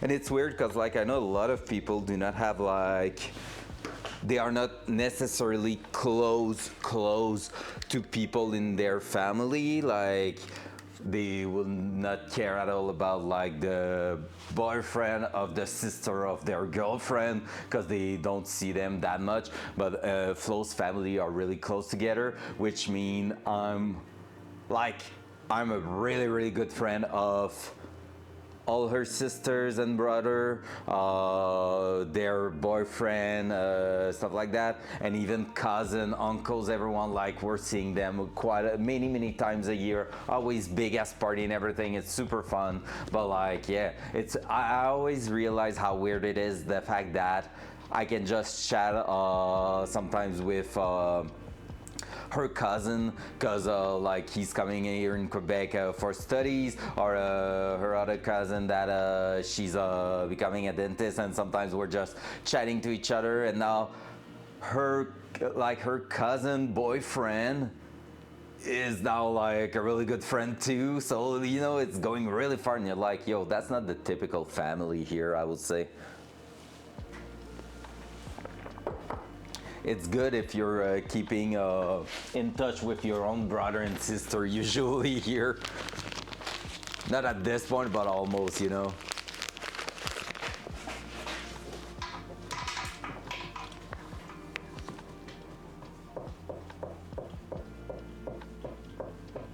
More with marriage, yeah, fair. I mean, yeah, since I'm not going, yeah, the in-law is referring more to the marriage there, yeah, fair. All right, Flo, no choice. Let's go into a wedding. I'm kidding, I don't want.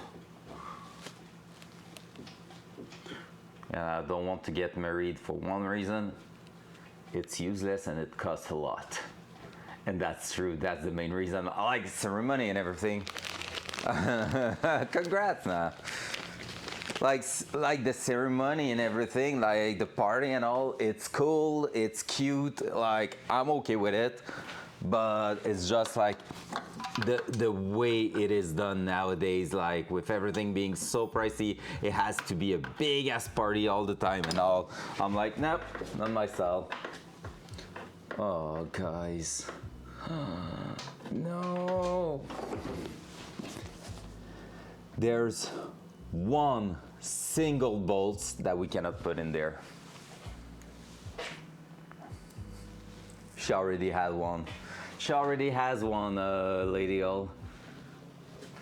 Like something more like a promise ring, kinda, like just for the signification of it, like not getting married or fiance or anything, but just like the signification of that dual side. All right, you want to know how I did that? Like how she received it, it's the most epic thing. It's probably the most cutest thing I've ever done in my entire life. So anyone who knows Flo a little bit will know there's one specific food she really likes, okay? Like, am I giving you 5 seconds to try to guess it? Heck yeah, spot on, 10 points to Val. So here in Quebec we have, in Quebec City there's a restaurant which is like a place with a mini river and boats that are floating around and delivering sushis. So I basically reserved there. We went to that restaurant, so I booked there, went to the restaurant, but I went in the afternoon to give the people in place the ring. and with a little paper saying flow on it, and basically the guy told me, when you're ready, just like go towards the bathroom, and at before the bathroom there's a door that you can just knock on, and it's the people in the kitchen, so we're gonna know, like everybody's gonna be advised about that, so just knock there and tell go, it's gonna be good, and like in the next few minutes we're gonna do it. And so it was for Valentine's Day. We went to the restaurant. Everything was fine. Everything was great. It was like and not eat anything you want, but like it was the chef is just doing sushis back to back, putting them on boats, and and it's going around, and you pick whatever you want. And man, front cam. Imagine that. Oh, she just came back. So it's an oval. The river is like an oval. So you have the chef in front of you, and I see him put the ring. When I give the signal and everything, I see him put the box of the ring on top, open, but it's facing back towards us with the little paper there, and the boat start floating. We were right in the middle, and there was shit ton of people to our left, but almost nobody to our right. So the boat start going around, and I see a girl being like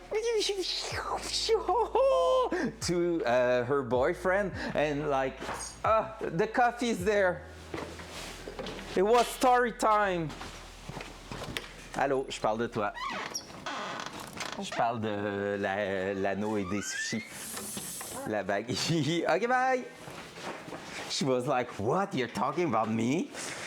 But yeah, so basically, yeah, so that's what happened. Like I saw like a girl looking at her boyfriend like and I was like, oh, I put that guy in trouble now.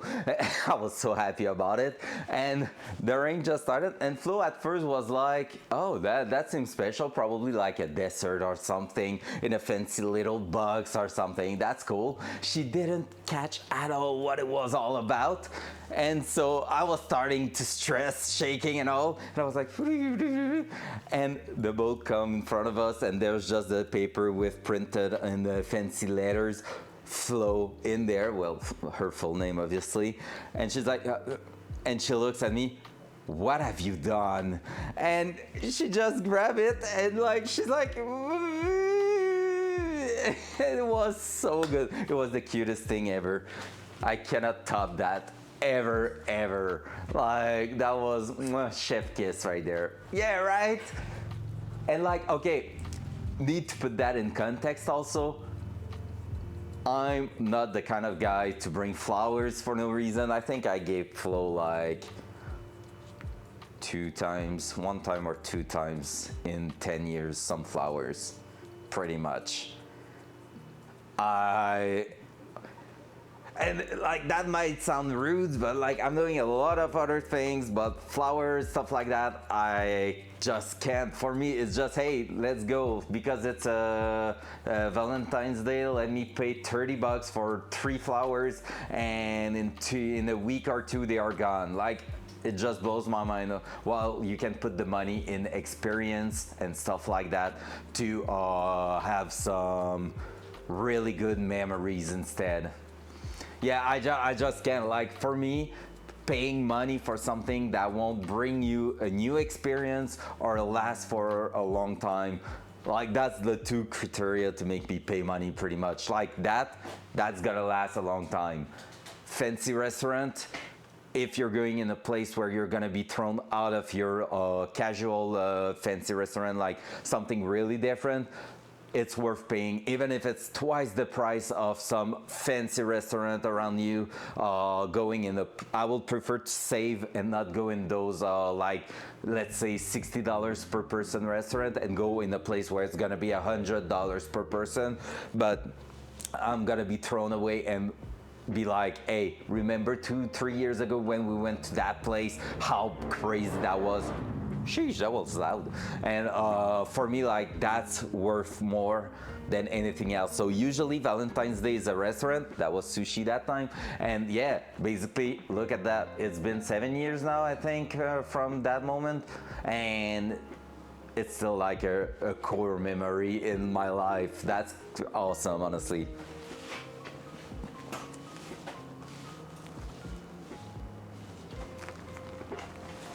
Cold brew, white cream, caramel, and cinnamon on top. Now we're talking. Let's get productive. Oh yeah, we were there. Oh, ho ho. I just forgot what we had. A little bit of a problem. Oh, maybe I can loosen the engine so it tilts back down, or crank it so it tilts back up, actually. And maybe that's gonna allow me to place the bolt, because now it's basically pivoting on two things. We need to take a look at the engine. I think I can bring it up. From what I see on the mounts, I can bring it higher a little bit, and that will be a good thing, because right now it's hitting on one thing, one part of the oil pan, so I need to take a look at that. Just like that. What will you do with the bolt that you can't reach? That's bad. I mean, lift the engine up in the air, I guess, which is not that cool. But let me see if I just give ourselves enough space there. I think I'm gonna throw it on the ground by mistake. Oh, we got it. We got it this way. See, not bad at all. Just twisted the engine a little bit, boom. Right in place, but that confirms I cannot put the transmission with the bell housing on. I need to bolt it to the bell housing instead. So gearbox needs to go as is. Let me grab 13 mil wrench.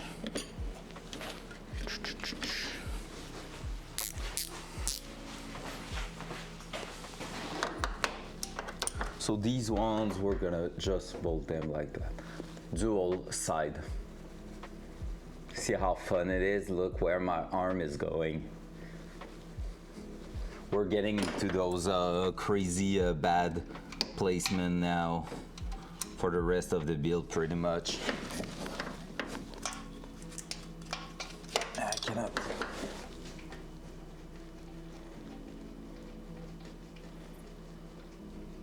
I could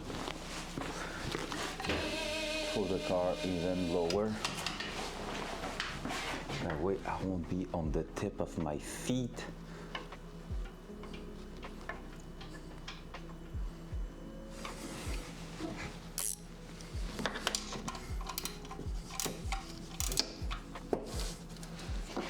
So these we're gonna go just like that. So they are super tight.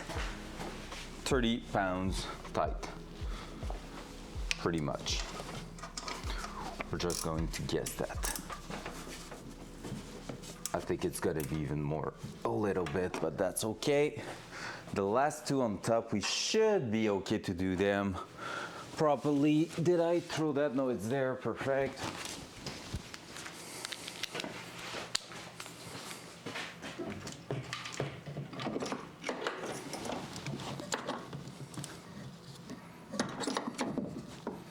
All right, I'm saying that, but I don't know if I'm gonna be able to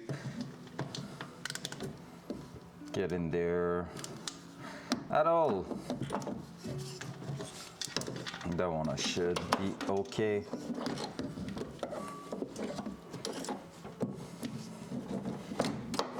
There you go.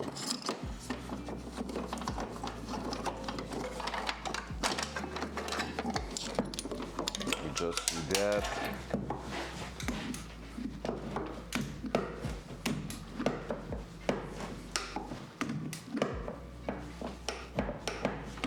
There you go.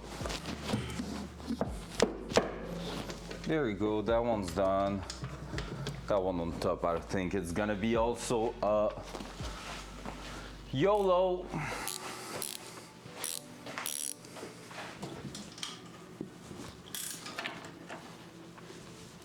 go. That's not like precise science, those ones.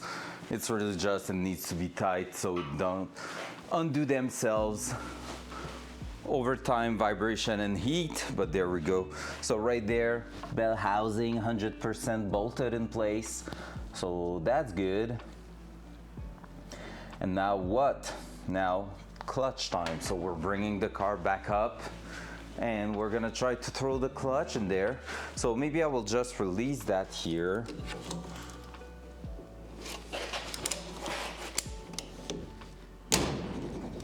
That's spooky. Every single time it is spooky. I'm just going to release the tension on it a little bit without bringing it up too high, because I think we're gonna let it hang when we're gonna be good to throw the transmission in, and we're gonna need to measure the Killuminati. Welcome back. How you doing, sir? Yeah, I think when we're gonna throw the transmission, we're gonna have to let it hang towards the back so we get that angle properly. All right, let's lift it up again. Front cam. Hey, nice to hear. I'm good too. We were working on the fuel system still, but realized we're gonna need some new fittings. Every like three of the fittings I was planning to use, instead of being some straight fitting, needs to be 90 degrees fitting. So I'm like, I already ordered them on Amazon, gonna be there over the weekend.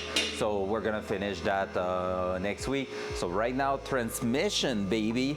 So we're getting to a point where we need the transmission to be in place. And so that's what we're doing. We mounted also the fuel pressure regulator at the front, so that's gonna give us a good idea of where we're going after that. If we're lucky, tomorrow transmission is mounted in place. What time is it now? 12:55, not bad.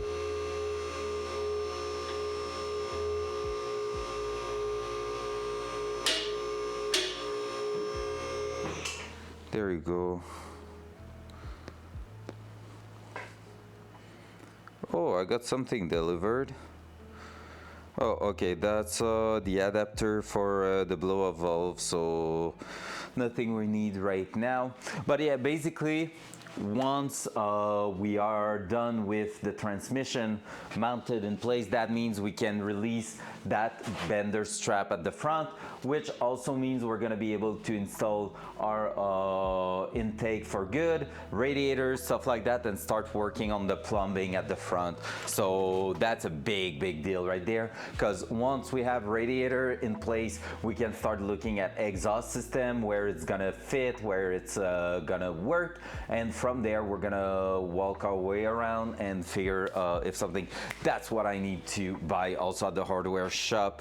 I need to find it back though, but I have a bolt for the subframe at the front. See, the hardware shop run's gonna be good tonight. It's gonna be worth it. I'm already at 6 things there, so, and maybe more to come.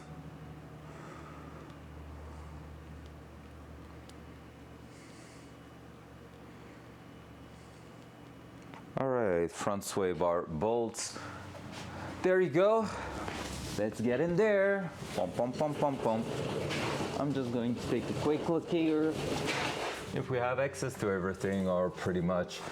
Yeah, that seems good. The bell housing is definitely not straight in there. I don't know what's up with it. It seems like the transmission's gonna be tilted to the side a little bit.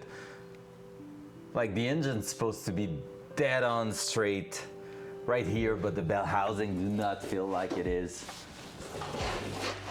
Gonna bring you with me right here so you can see. Well, look at that. Dual side. I don't know if it's obvious or not for you. Whoa, that's cool. But basically when we look at this, it's all tilted, shifted. Like I thought those holes there should be leveled, and it's not. Because that's the guiding pin. All right, let me check that.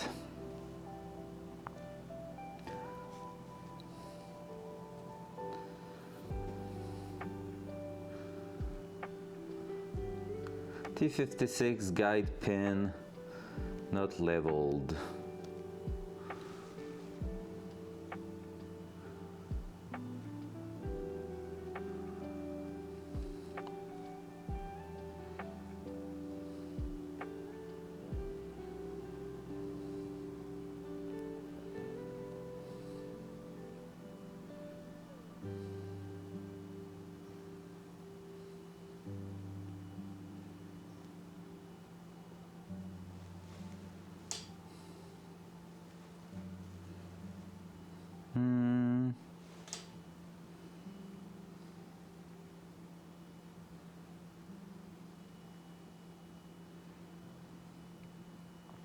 So they only measure for throwout bearing clearance. What is the throwout bearing clearance that we need to run in here? Throwout bearing clearance LS or T56.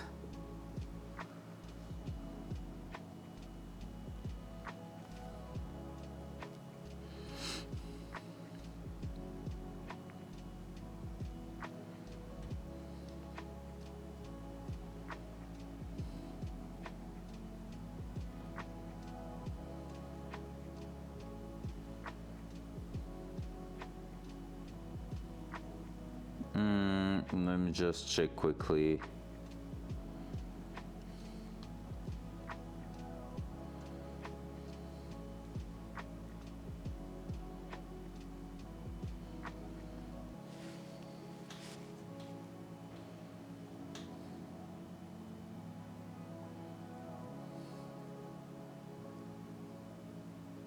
All right, we're gonna go check some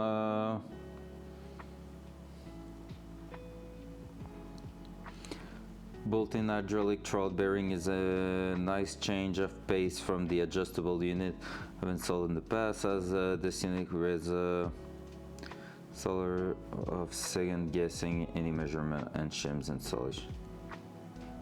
Wait, what? Okay.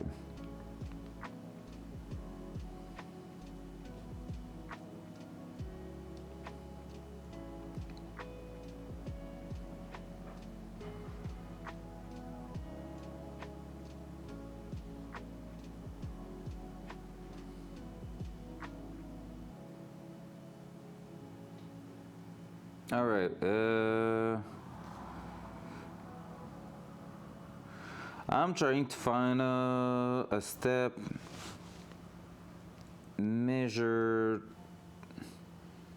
throwout bearing, how to measure throwout bearing clearance T56.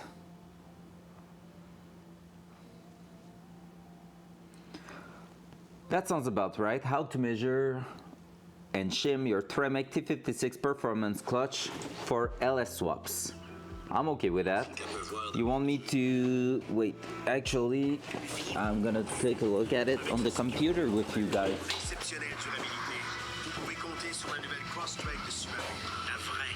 Blah blah blah blah. If you click this video, 6-minute videos. Let's go. I'm okay with it. So where can I put that? Hey, let's sit down. Boom. Front cam. There you go. Look at the beautiful champ view while I'm looking for that same exact video. How to measure and shim. T56 should get it right away there. There you go. spend $200 or more. If you just purchased or are planning to purchase, Pump, pump, pump, pump, pump. That, that, and that. Look at this. racing aftermarket clutch. Congratulations. this video because either between the manufacturing info or somewhere on the internet, you heard that before you slam everything back together and drop it in the car, you really should check and do some measurements to see whether or not you need to put a shim behind your clutch slave cylinder so that everything works properly. The goal for these measurements is to check the relationship between the clutch fingers of your diaphragm spring and your clutch slave cylinder and its throwout bearing. And this is a precision measurement, so fractions of an inch or millimeters, which I'll be using for this video, do matter. As a result, you need to have everything torqued down to spec in order to get the most accurate measurement that you can. So on the engine side, that means we're going to have installed and torqued down the flywheel, installed the clutch with its alignment tool, and got the pressure plate all set to torque. Next, we're going to need the bell housing together, on guys. my engine because this is a removable bell housing car. For anybody wondering, this tool is super weak and I'm barely giving it a tap, so I'm probably only putting 5 or 10 foot-pounds into this. That said, we do have to manually torque these down with a torque wrench because this is also a part of that precision measurement. With the bell housing installed and torqued to spec, we're now ready to take our first measurement. We'll call it measurement A. And what we're doing is going from where the transmission mounts to the bell housing here to the fingers of this diaphragm spring, specifically the inner ring right here where your throwout bearing would ride. And in order to do that, we're going to need a couple things. Of course, a pencil and paper to take notes of what measurements we get. You're also going to need a measuring device, whether you use a digital caliper or a tape measure. Either one will work. A digital caliper will be a little bit easier or more accurate to use in this case, and you can find these on Amazon for only about 15 bucks. I'll put a link in the description. Also, you're going to need some sort of sturdy, rigid surface, and it needs to be the same height. A caliper has this piece here that sticks out, and so that is what I'm going to use to take the measurement. How I'm going to do that is by placing this along the bell housing and aligning this up, and then I'm just going to push it, which will cause it to move forward until we make contact there.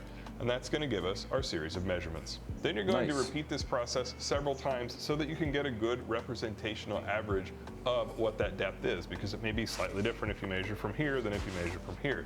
What I personally did was I took 12 measurements at the clock hour hands. I then took off the highest and lowest to give me the middle 10, and I averaged those. Now all that's left is to use your measuring tool to measure the width of the object that you put across the bell housing to get your measurements. You're going to subtract this from your measurements, and that is going to give you measurement A. Now it's on to the transmission side measurement. We'll call this measurement B. First up, we have to have our slave cylinder installed and tightened down, and then we have to bottom out the cylinder here, which can move up and down. It's going to come with a spring on it initially, like so, and we're going to have to remove this spring. It's actually very easy to do. To remove the spring, just apply a light pulling force and then rotate the throwout bearing, and it will hit a point where it comes loose. Your cylinder has a little pin on it right here, which will keep this in place. But when you pull it past a certain point, there's a exposed area. That's interesting, because I've never checked that before. And then put it back together without it, like this. That lets you bottom it out all the way. You need to make sure there's no space whatsoever around this. If there is, your measurement's going to be off. If it won't bottom out after you remove the spring, you may need to remove the bleeder lines because it could be holding some pressure. Once it's all bottomed out, you'll be left with this. We're going to make sure it's pressed down all the way, and then we're going to take a measurement from the throwout bearing here to the transmission mating surface here. To get this measurement, we can use all the same tools, but you do want to take care not to scratch or score this surface or your throwout bearing. So my cork-backed ruler is actually going to work out perfectly here. I can just set it directly on that surface, and then you're just going to make it flush with that throwout bearing. Make sure that it's not cocked. Keep it nice and even on both sides, so apply gentle pressure there.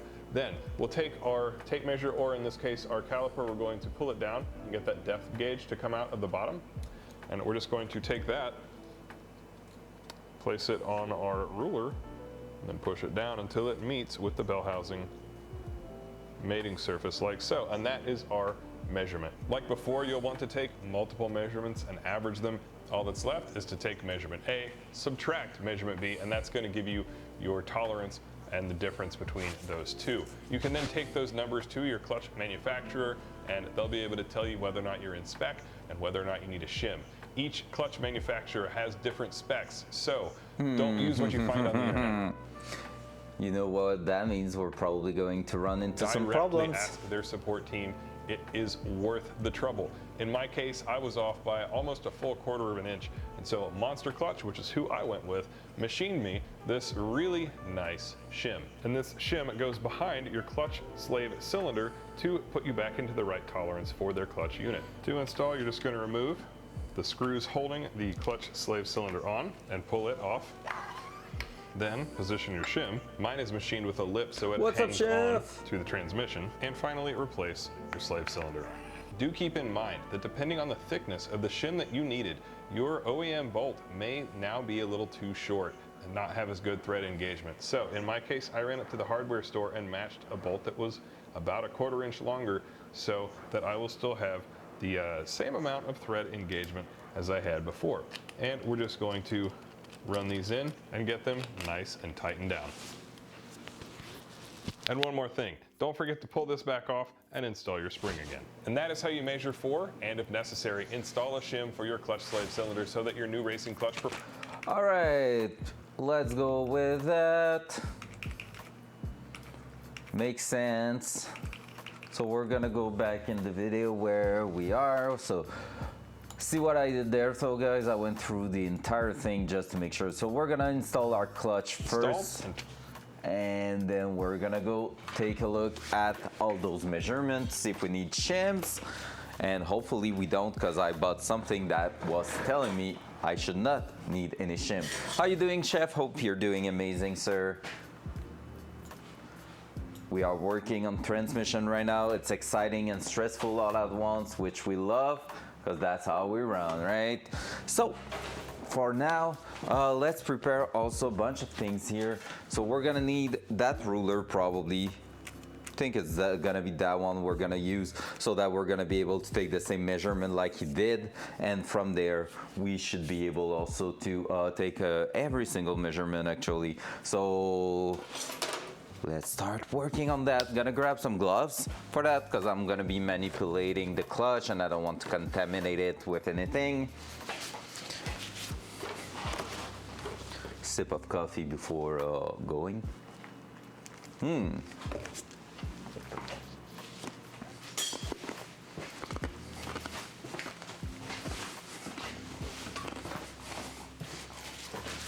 Gonna put the gloves in here for now while I'm bringing the box out. Shit. Oh, that's so heavy.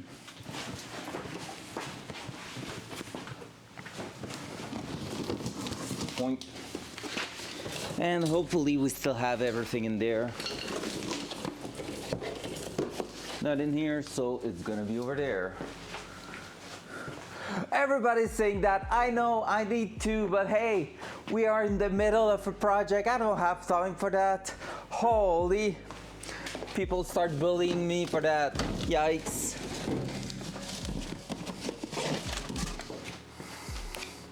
I need to, but look, we need to get stuff done. I have a month left, no time for cleanup. I'm usually trying to do cleanup over the weekend, but weekends has been a bit intense lately, so, you know.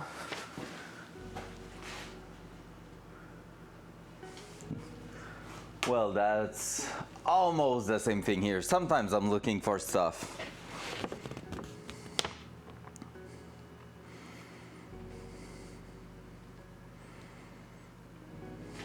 All right, so here we go. That paper is a life changer right there, because it's saying normally the throwout bearing travel is 440 to 445, and the clutch is designed to work with those tolerances. So we should be good, but we're gonna take a look at everything.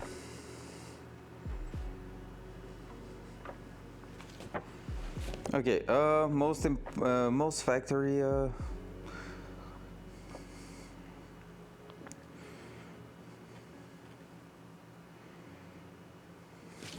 need to take a look at which bore size I picked for the clutch master cylinder. I think it's 3/4. Whoops, I closed the music. Lol.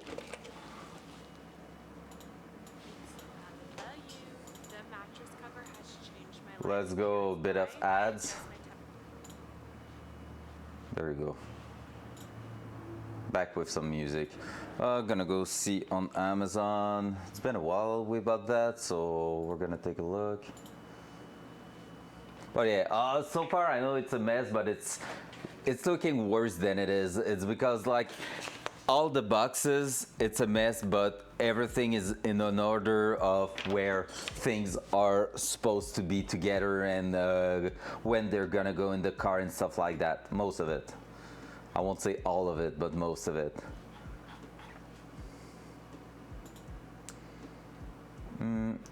That's only the last 3 months. I don't think we bought that in the last 3 months, did we?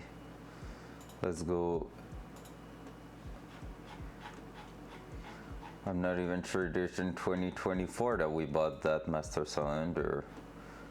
Nope, pretty sure it's in 2023.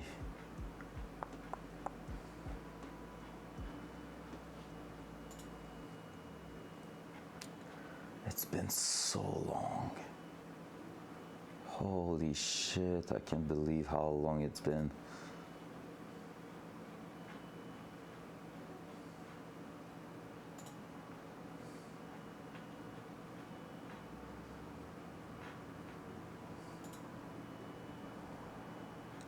Wait, I'm dumb. I have the box behind me. I don't even need to look there. Lol.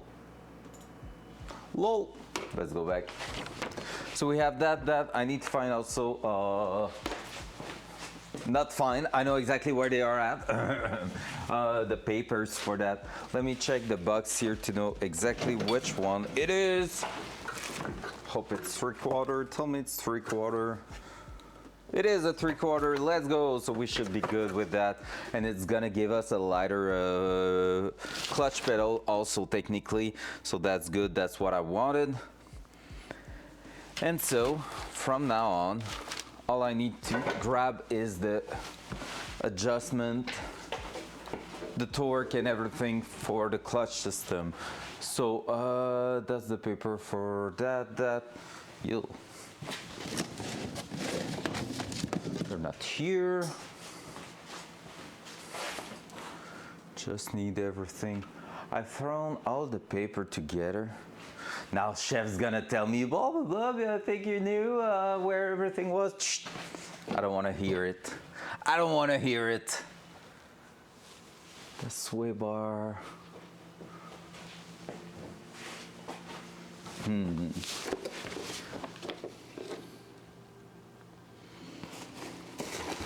Are they in there underneath? No.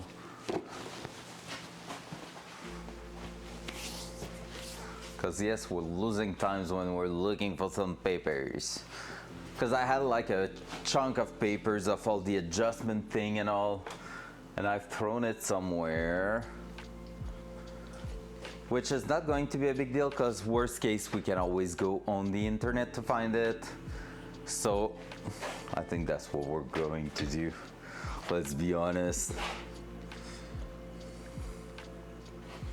So this is the McLeod RST.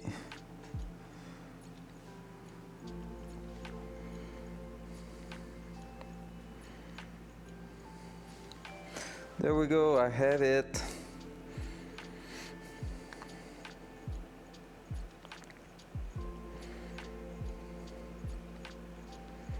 It's 35 feet-pounds. 8mm bolt. So the small one is 25 and the big one is 35.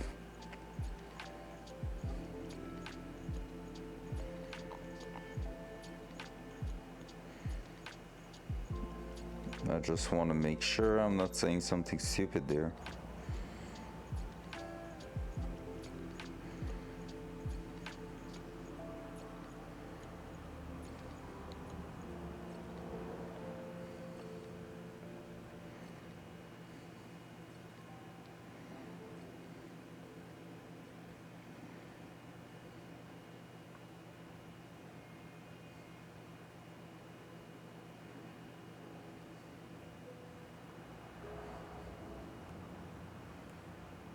I had a better picture last time of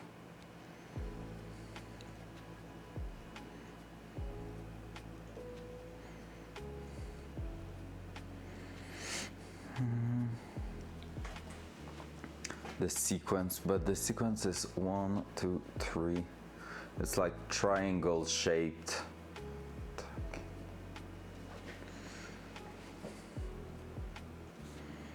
For the pressure plate.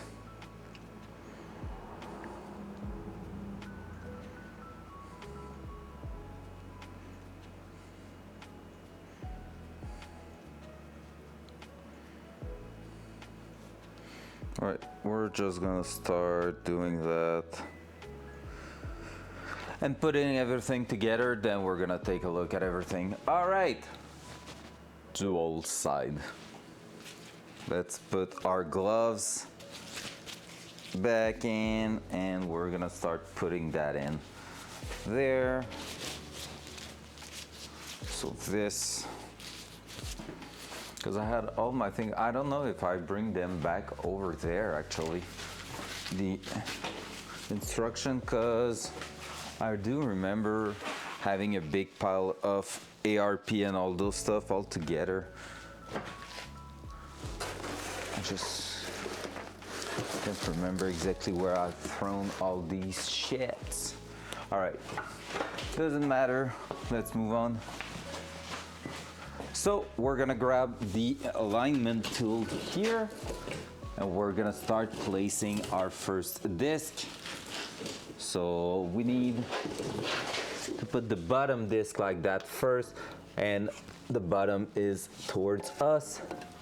That also means, see, now I can really hold it in place without it trying to fly away. Only thing, I still feel like I have a bit of a, it's not bad, it's really not bad, it's not moving as much. Pretty sure that's gonna work.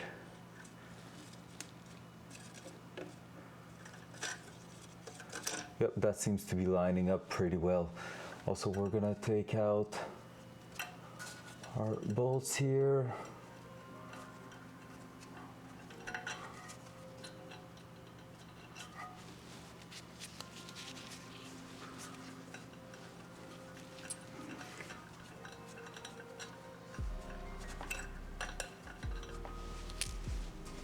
So we have 3 of these.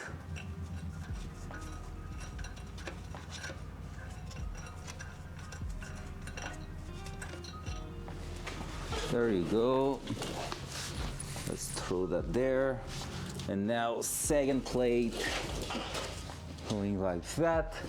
We need to make sure we are keeping that with the blue mark on the left side there on the flywheel. So just like this here, basically, like so.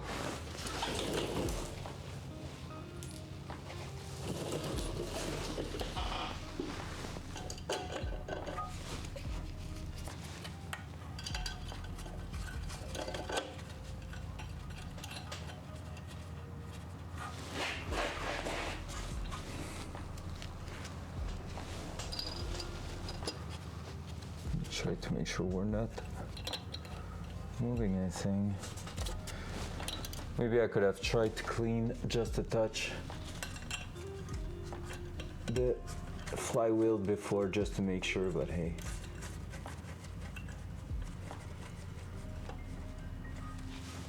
Can always at least grab something. You know what? We're there. I'm gonna do that. Just had in mind, just like this brake, you're always cleaning those surfaces that has friction applied to them before throwing them in place, right? Might as well do it now, because that's technically one of the last time we are putting that together.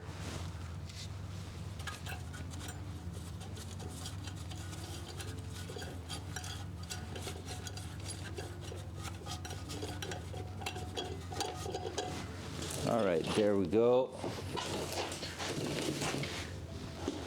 We're gonna remove everything for now. We're gonna clean up that disc.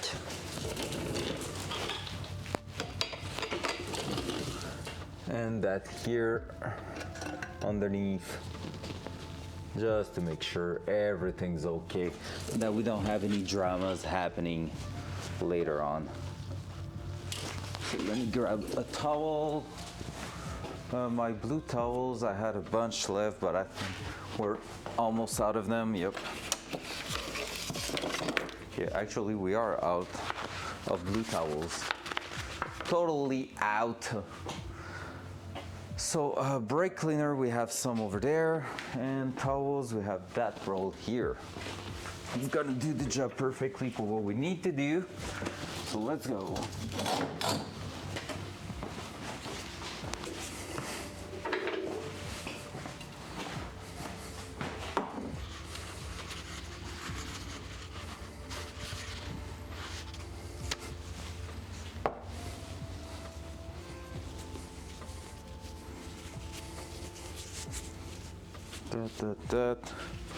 So one good thing to do when doing that kind of stuff, do not spray the surface right there. Spray your towel instead.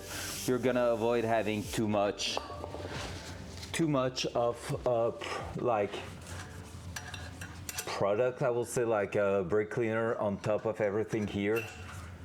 And so you're just gonna make it better. You will avoid also putting some brake cleaner in places that should not have any, like the bearing at the middle, because you don't want to fuck around with the grease there. So, you know, just like so. There we go. Our flywheel is clean.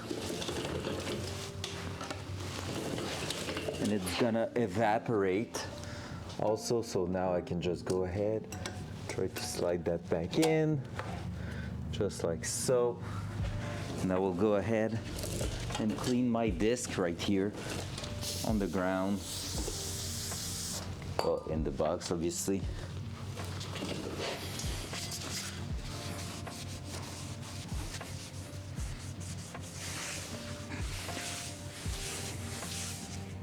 Yep, that one was worth a good cleanup, so see, happy I decided to do that.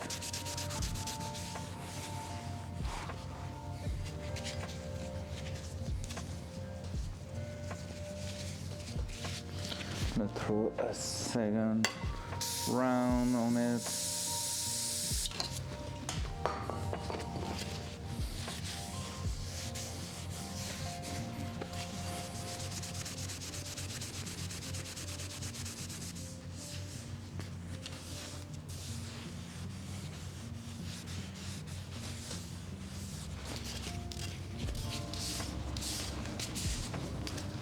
There we go.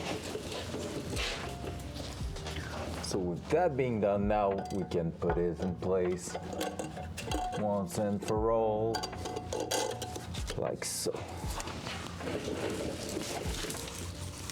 I'm sad that it made a few different rusty spot there, but I think it's like nice. It's so much on the surface that it won't matter that much, I'm pretty sure. It's gonna, like, it's really a surface little spot there that contaminated a little bit, but I think it's gonna get rid of it pretty well. It's still smooth.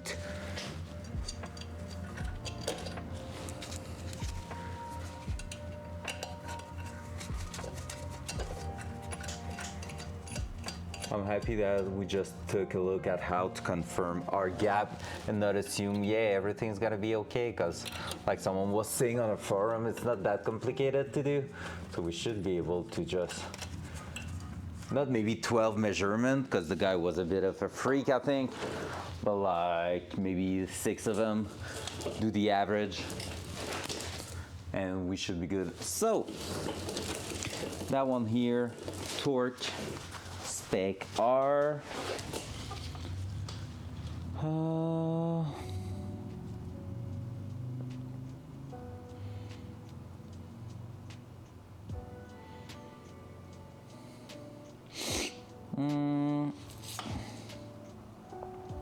Should be 25, those ones. M8 bolts with some 13, I would say, on top. Let's see if I am right or if I am wrong. I think that's gonna be too big for those. Oh no, I might be right. Maybe 12. Let's see, 12. Or like maybe 7, 16, we'll see. Let's try a 12 mil on top.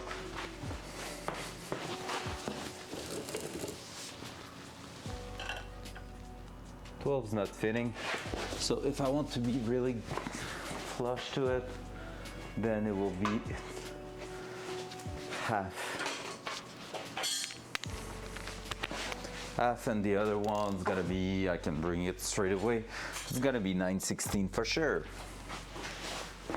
9/16 long or short. Let's bring the long, because the other one, I know there's a stud sticking out of it. Well, these one too, technically, but I think we're good with that. Yep, half is doing great. So we're gonna go at 25 for those.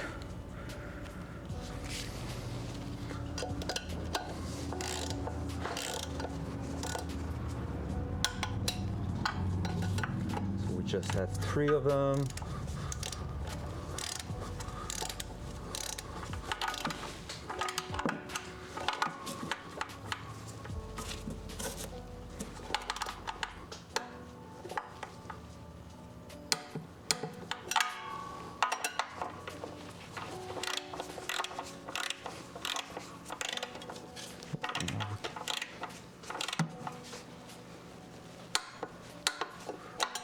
Perfect.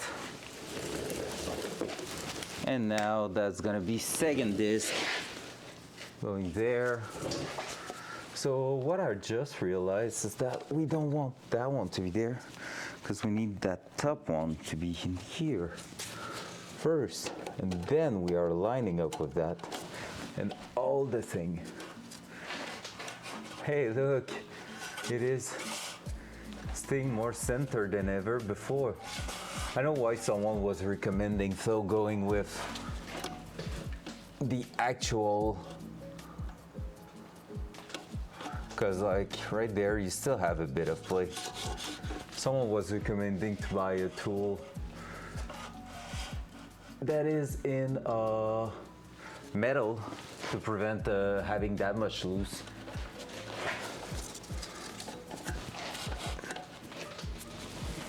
There we go. All right, we're gonna get that out.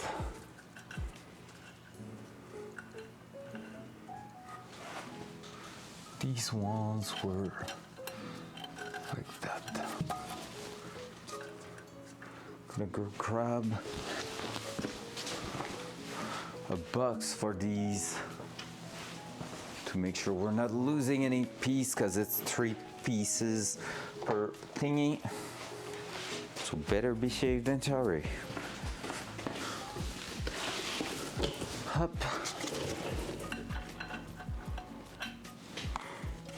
One.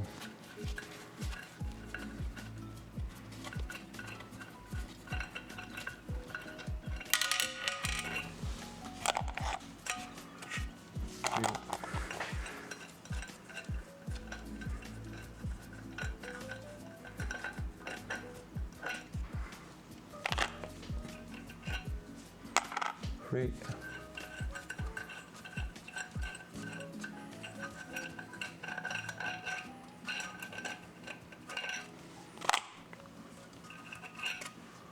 4.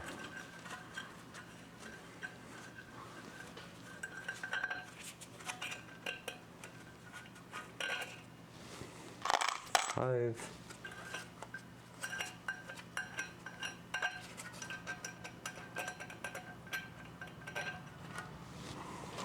6. So with that done, now move on to cleaning that part here.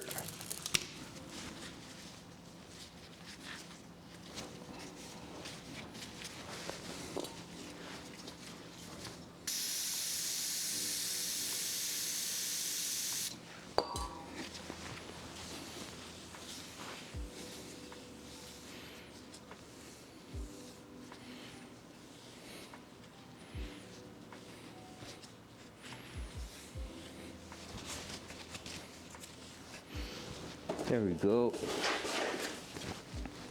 And throw it in there with the blue mark lining up. If it clears, it does. There we go. Basically, that's where we're gonna have to line that up.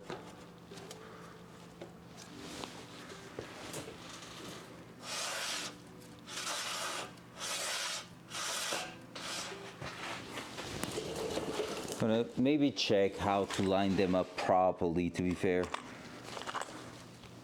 Just going to start the threads in there.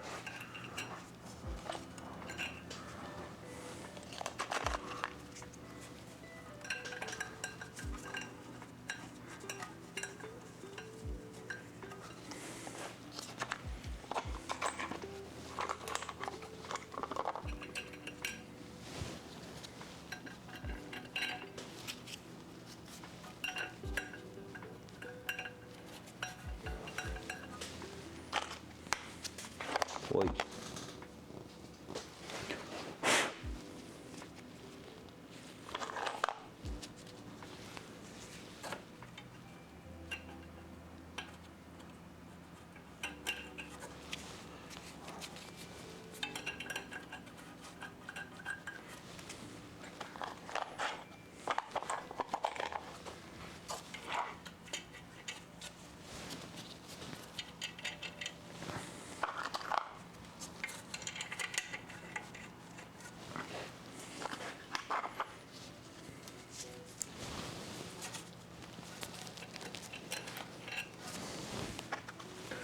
That's gonna look so good.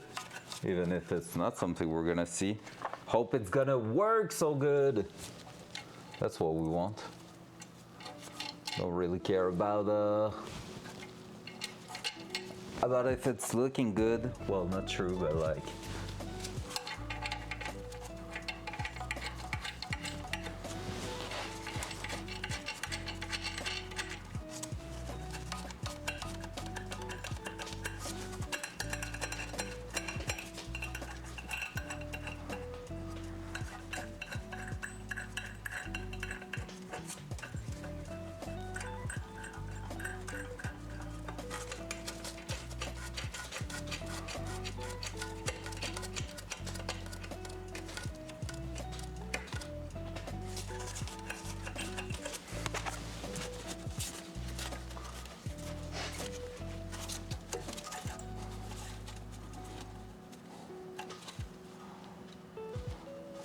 There we go.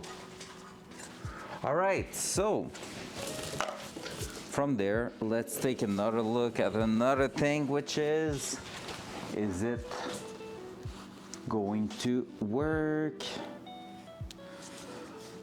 Okay, LS clutch alignment tool.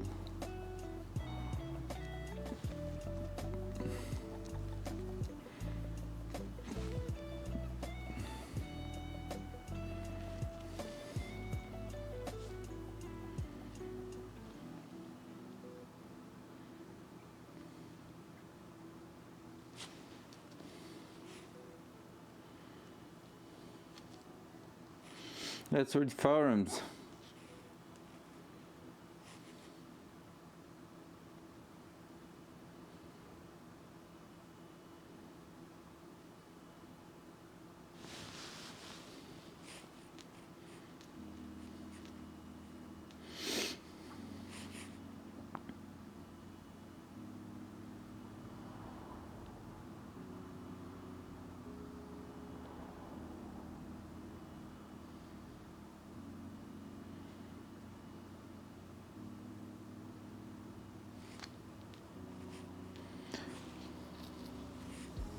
Okay, so basically what it says is that the centering tool that we have in the middle right now, once we're gonna be torqued down, it should be going in and out pretty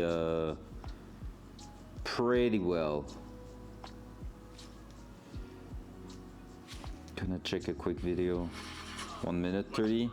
When your car won't start, or the repair estimate. Listen. Clutch, and today we're going to do a quick clutch tech tip on how to use a clutch alignment tool in the correct way and why it's important that you do use one. So what you want to do is mount up your pressure plate and your friction disc onto the back of the flywheel, but only just snug the pressure plate bolt so that you can still slide the disc underneath. When you insert the alignment tool, you're going to want to slide the friction disc up until the alignment tool goes into the pilot bearing or bush, and you'll be able to wriggle the friction disc around just enough that you can feel that gravity is taking effect on the friction disc. At that point, you're going to want to apply a small amount of upward pressure on the alignment tool and just snug 2 of the pressure plate bolts up to the friction disc so it doesn't drop down. And then you should be just able to move the alignment tool and pull it in and out freely without having to use any excess force. Okay. If you have And that's where we had a problem last time, so that's perfect. Let's go. So, that being said, that means we can start doing that. So, I just went a bit too crazy on that part here. We cannot move anything anymore. So we're gonna release everything a touch. That's crazy how it didn't take a lot of effort on those.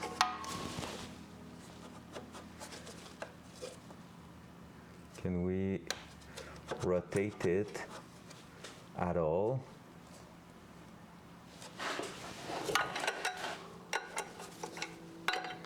Let's try again. Let's remove a few turns. I just want to see if I can get to a spot where, there you go. So from that being said, he said doing that and slightly remove gravity effect there. Just tie 2 of them.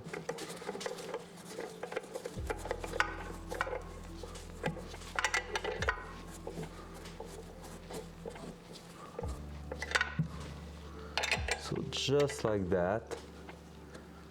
I should be able to, no amount of crazy effort is, ow, maybe a little statement there, but I can definitely feel it go in there without a doubt.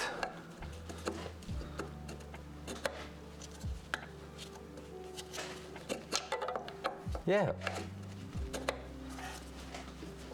That's going through the pilot bearing without dragging anywhere.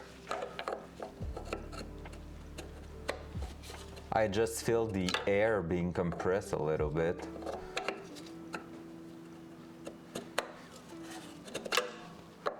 That felt pretty great, I think. Maybe trying it again. I think I just stuck.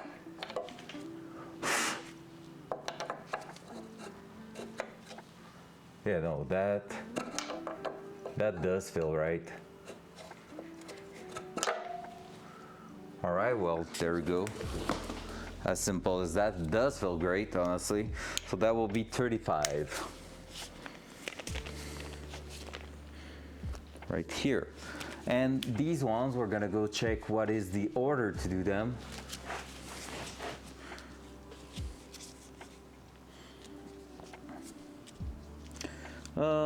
Make cloud.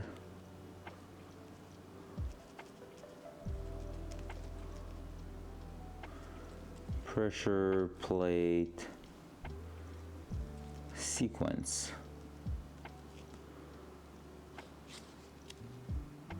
Instruction.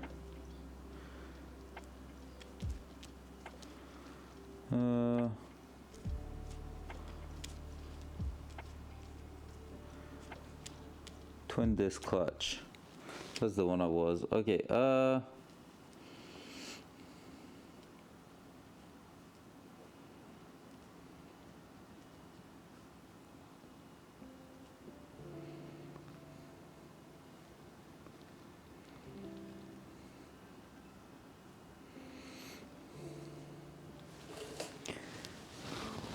Okay, requires double pins, they must be installed. Okay.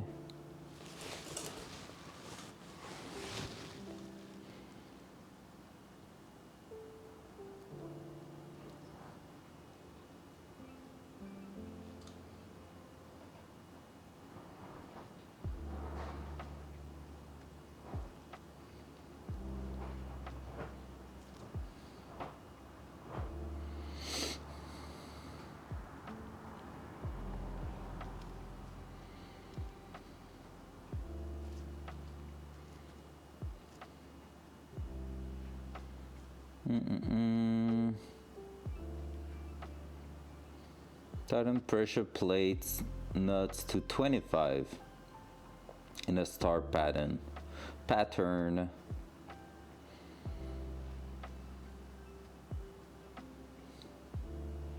And then go up to 35. Okay, perfect.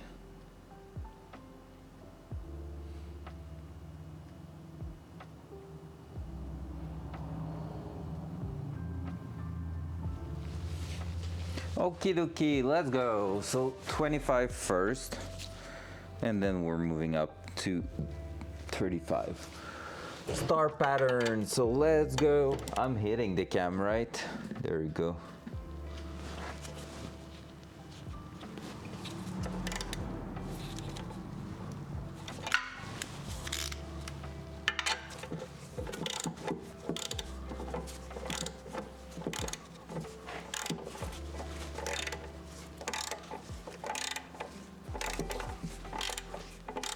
We're gonna confirm at the end that we are still okay.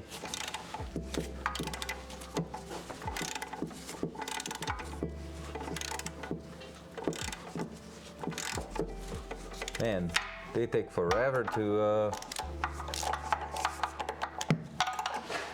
just going to start them good at this point.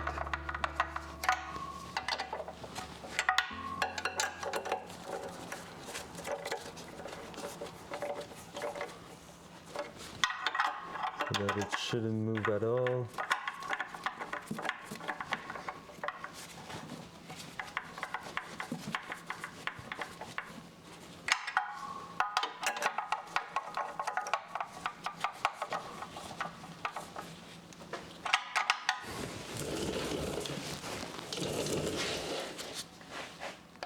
Gonna recheck that. There we go. The only friction I feel is the tool against the sharp teeth of the clutch disc. But like, doesn't matter where I'm going there. Boop, going straight through the pilot bearing, so I'm not stressed at all with it. All right, let's go.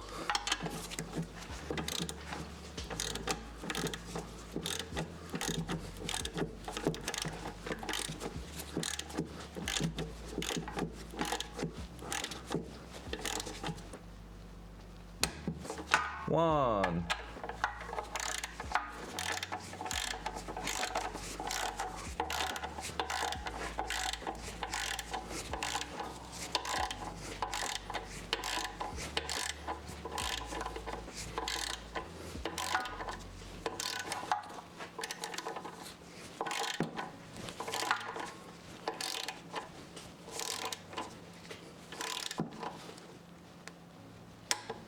Two.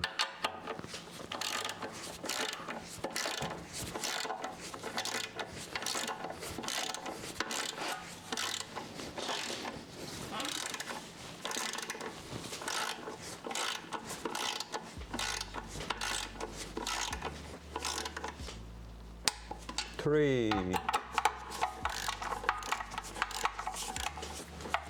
Oh man, my arms.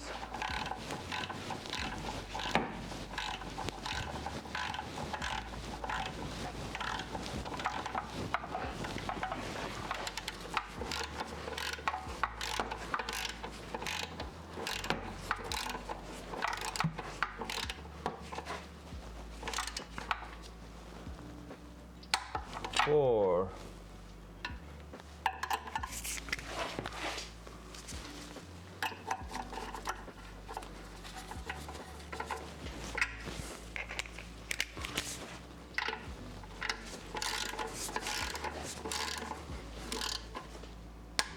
5.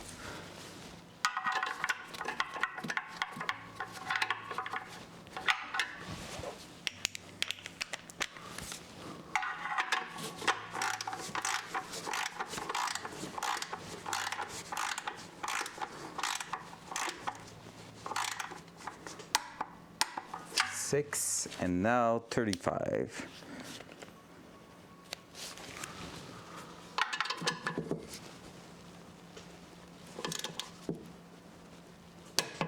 One, two. Whoa. Yeah, logical will be that one. 3, 4, 5, 6.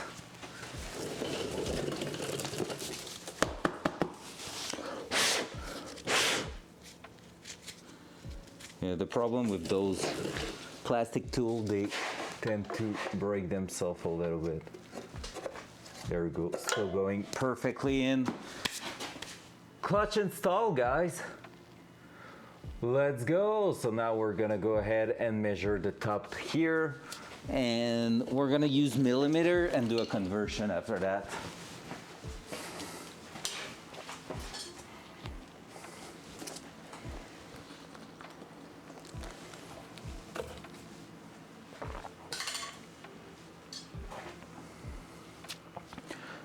Yep. So, ruler, gonna use the dowel caliper because it's gonna be a must.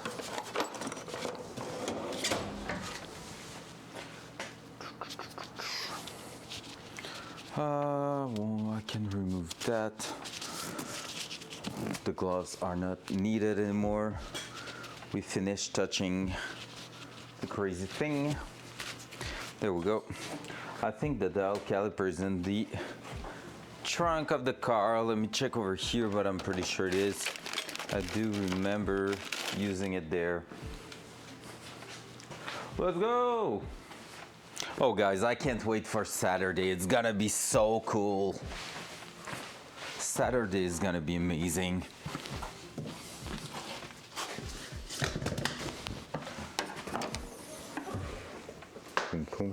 Am I right? Oh, I might be wrong. Wait, what? I was sure it was there.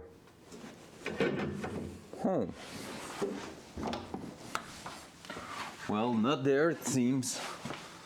Where's my dial caliper? Chef incoming telling me, should have cleaned up your garage. Kidding. I know you're right.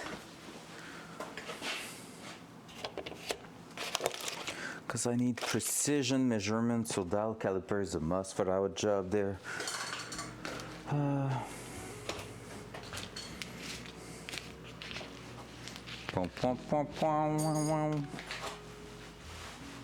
That. It's not on the top there, right? No, it's not. Just need to find it. After that, we're good to go. Look at how massive that clutch is and how good it looks, though. Honestly, I'm super happy with that.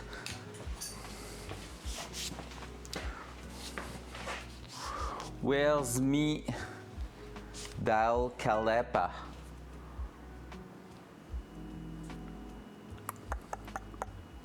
Time for some cleanup, I guess, because we need to get access to stuff here and find it.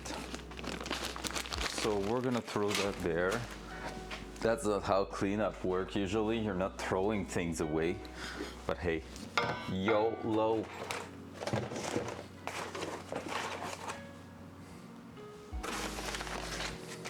Oh, it's there. Got it. No more cleanup. Cleanup done.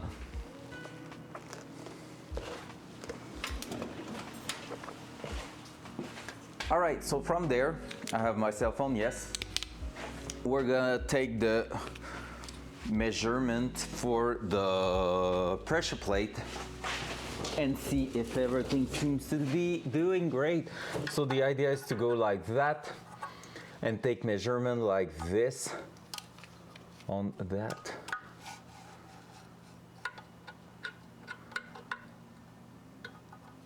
So we're just gonna go ahead, I'm gonna make sure I'm having a proper measurement there. So we're trying to go flat like that.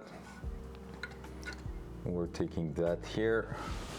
Just feel like I'm creating a false reading there.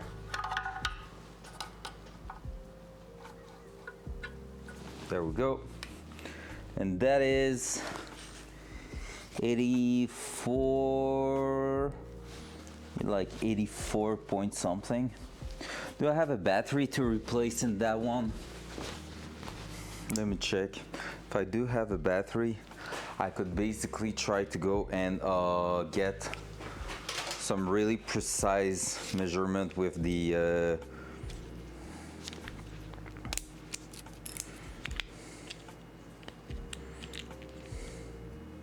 pretty sure I'm out of those batteries, right? Pretty sure I don't have them anymore. Do we have another one? Oh, we might have another one in here.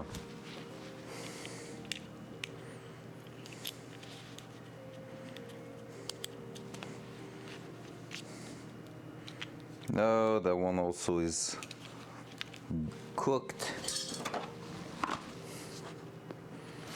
I don't have any batteries, no! All right, we're gonna have to go with our kind of guess. It's still quite precise, but it would have been good to be even better on that.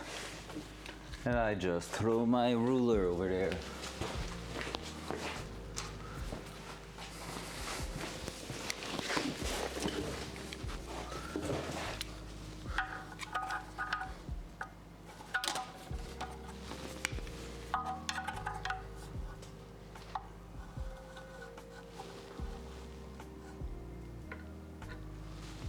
Cool.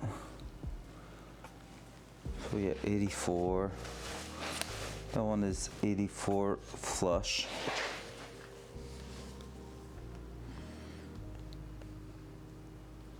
So we're gonna go and do that. Just take that.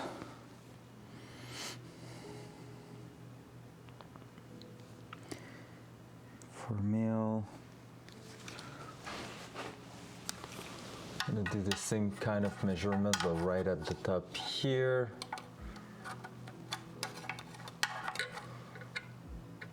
Like so.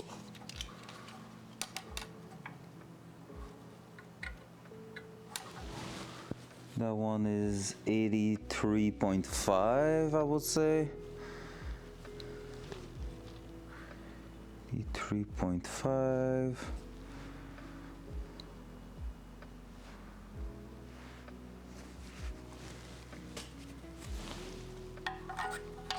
From what I understand, it doesn't matter which one I'm picking up. It's just important that we are in the same placement pretty much there.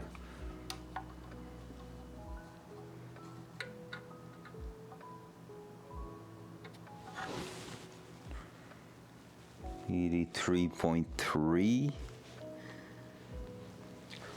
I'll take it again, that one, because I feel like I was not super stable or anything there.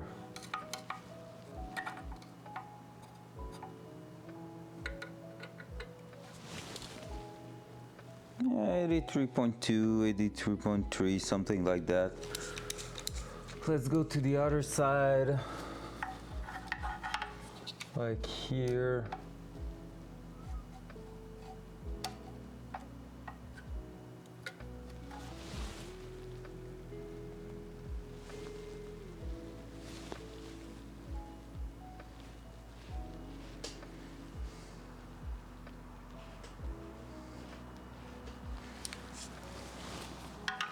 Just going to retake the first measurement because I feel like I might have screwed up. No, it's really 84, like 83.9 to 84. Because everything else I'm thinking is more on the side of 83 low than that.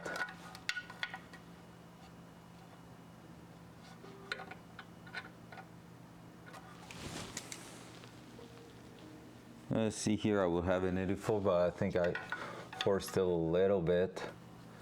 So we're gonna go like that.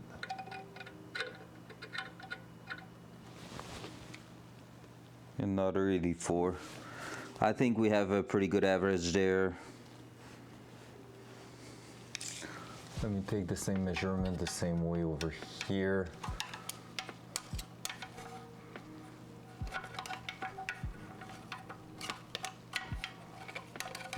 Like that.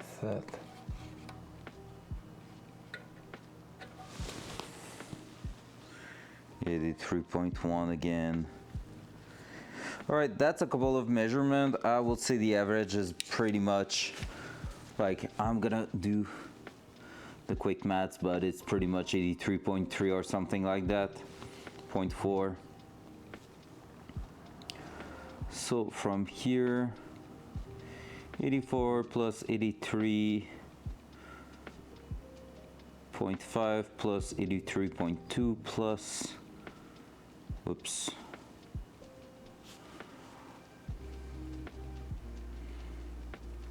83.1 plus 84 plus another 83.1 equal divided by 6, 83.5 pretty much, 0.48 if we want to mess around. So there you go, we have a measurement here. So I'm gonna take 43.48 and we're gonna see if it's enough precision. Like if we're getting right spot on in the middle of the tolerances for all that, I'm gonna be okay, because it won't matter like 0.1, 0.2 of a millimeter, because we're gonna still be in the tolerances there. All right, clutch time, well, transmission time, front cam. There you go. Oh, I'm getting you out of there. Oh, I need to go all around there. Let's go. Hop, hop. Ugh, I'm getting stuck everywhere.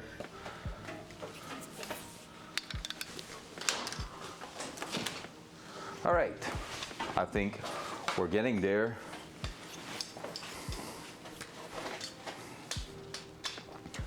Dual side. Transmission time. So, what's up with that one? Well, we receive a bunch of things, which is awesome. And basically what we just adjusted right there is where that shaft here is gonna sit in place. Also, we're gonna take a look. I would love to have better bolts than those ones. I will check quickly if I have something better than that in what the leftovers for the car, like from the engine, because basically these bolts are not really the grade of bolts I'm looking for to have there. But these ones, definitely too big. So it will be the same design, but that might check another time at the hardware shop tonight, because I don't think I have anything similar to that laying around, sadly. Nope.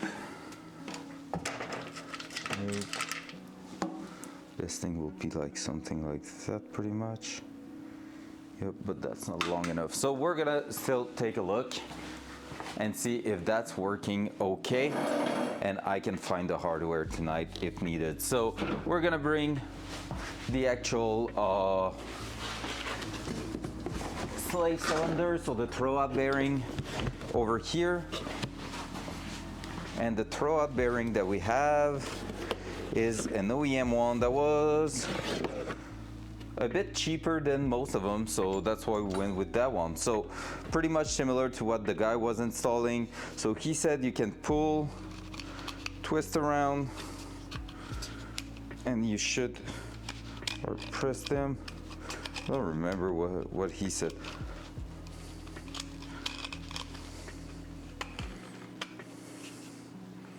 I just put grease on me there. That's cool.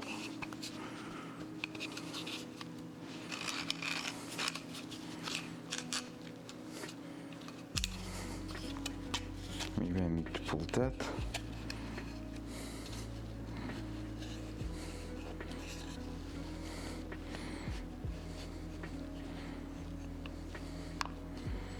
I'm not sure what I need to pull.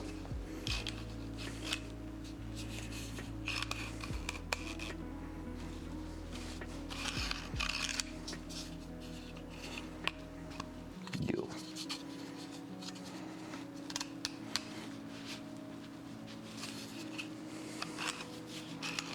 All right, we just need to be able to release that. Then we're gonna be putting that through here, and we're gonna take our measurement from there. So it's gonna go like this, I think. Yep, and it's greasing the input shaft there, so that's okay. Just need to figure out.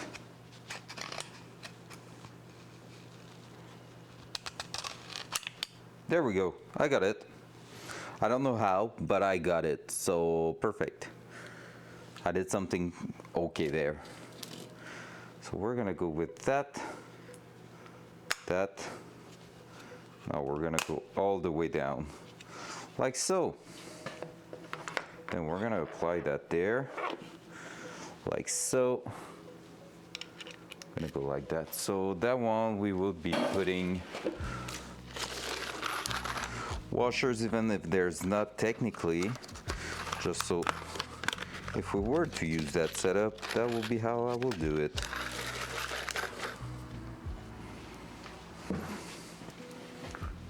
Pump, pump, pump, pump, pump.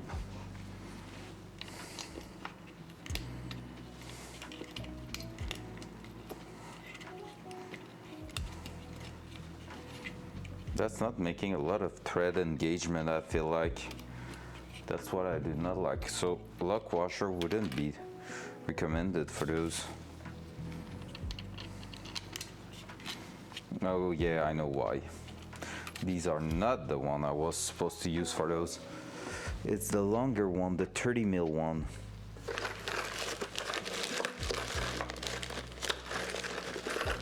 That I had right here. I think. Let's take a look.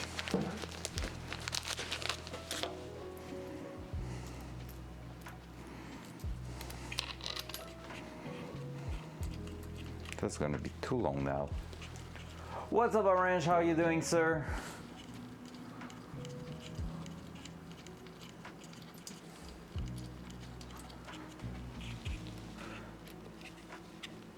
I think I bottomed out these. 30 mils too long, 20 mils seems short, 25 will be the perfect placement.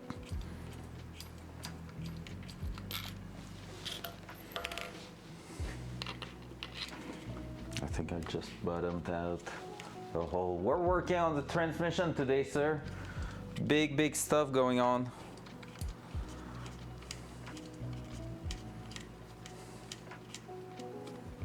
Yep, that's bottoming out. 25 mil will be the perfect size for that. I don't think I have 25 mil stuff there, so we might have to run and grab some tonight.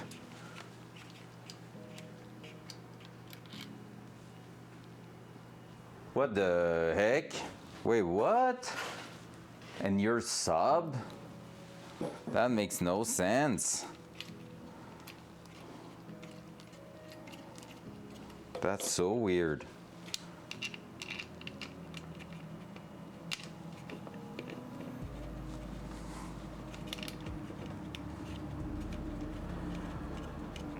We're just going to do that for now. For the measurement, as long as it is pressed, no matter what the guy was saying, I can tell you, Twitch hates you. What have you done to Twitch?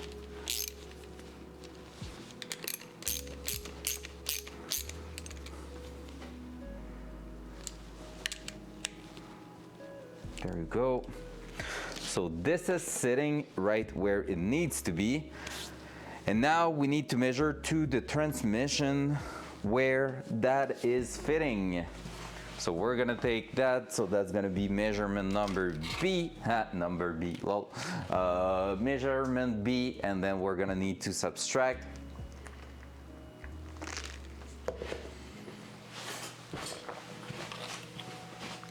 to get the clearance.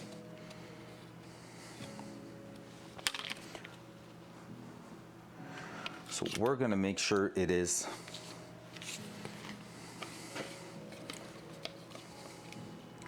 secured. We're gonna go like that in a safe spot there.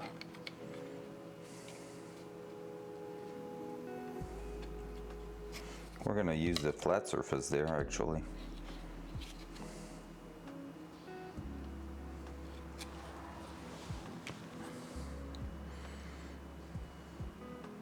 We're still in the 80 mil there.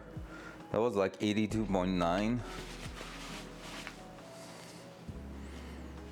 Show me on the doll where Twitch touched you.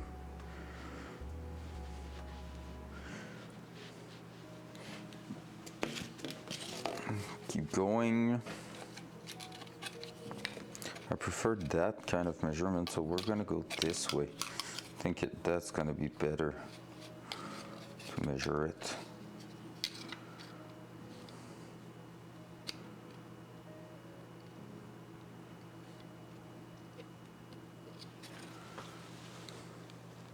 $82.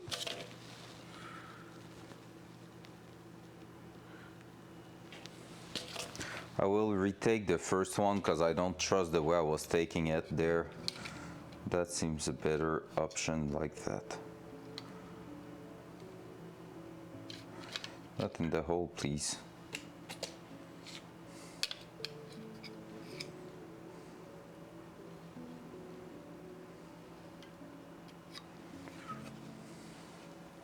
Yep, 82.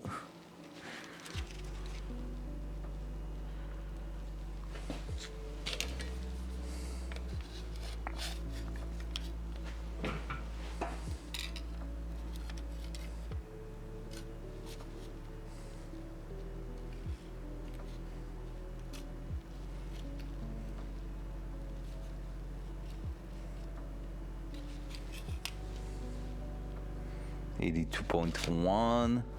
We're really all around 82 there. Didn't go underneath that, but really close to.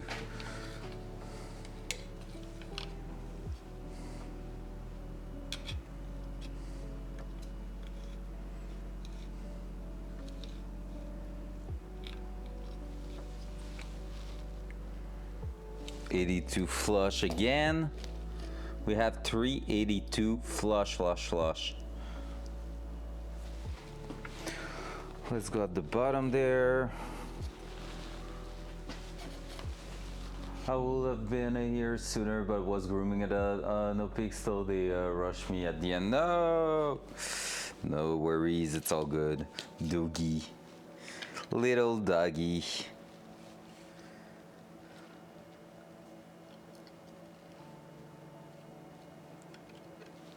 I feel like I'm not really.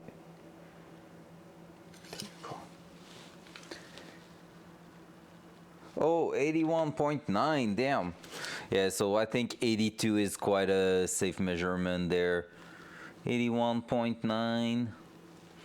That will make it exactly 82. So we're gonna go with 82 mil for that average.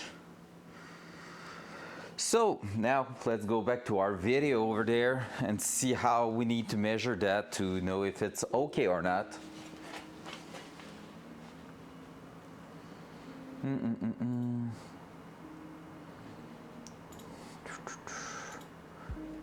So we're gonna go in here.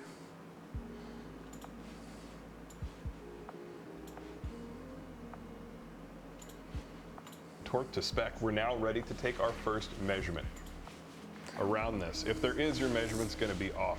This, we're gonna make sure it's pressed down all the way, and then we're going to take a measurement from the throwout bearing here to make it flush with that throwout bearing. Make sure that it's not down and get that depth gauge to come out mating surface like so, and that is our measurement. Like before, you'll want to take multiple measurements and average them.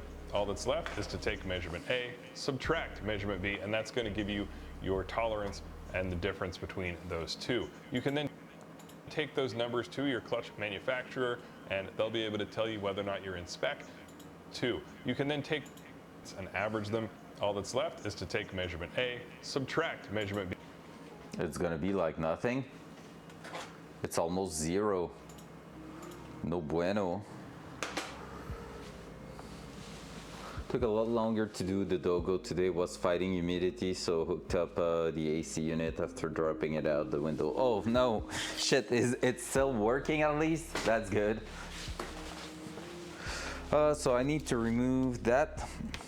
Oh yeah, okay, yeah. There's gonna be actually a difference because I need to take the measurement of that here. So let's take 2 lines that are flush together to make sure there's no big.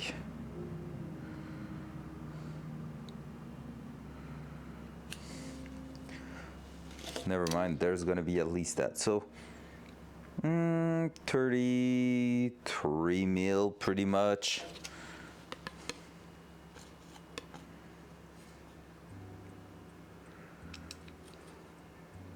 $33.2 if I was to be really precise. So let's take a look.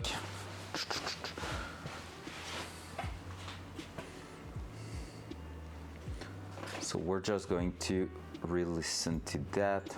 How I'm going to do that is by rotational average of what that depth several times to move forward until we make contact there.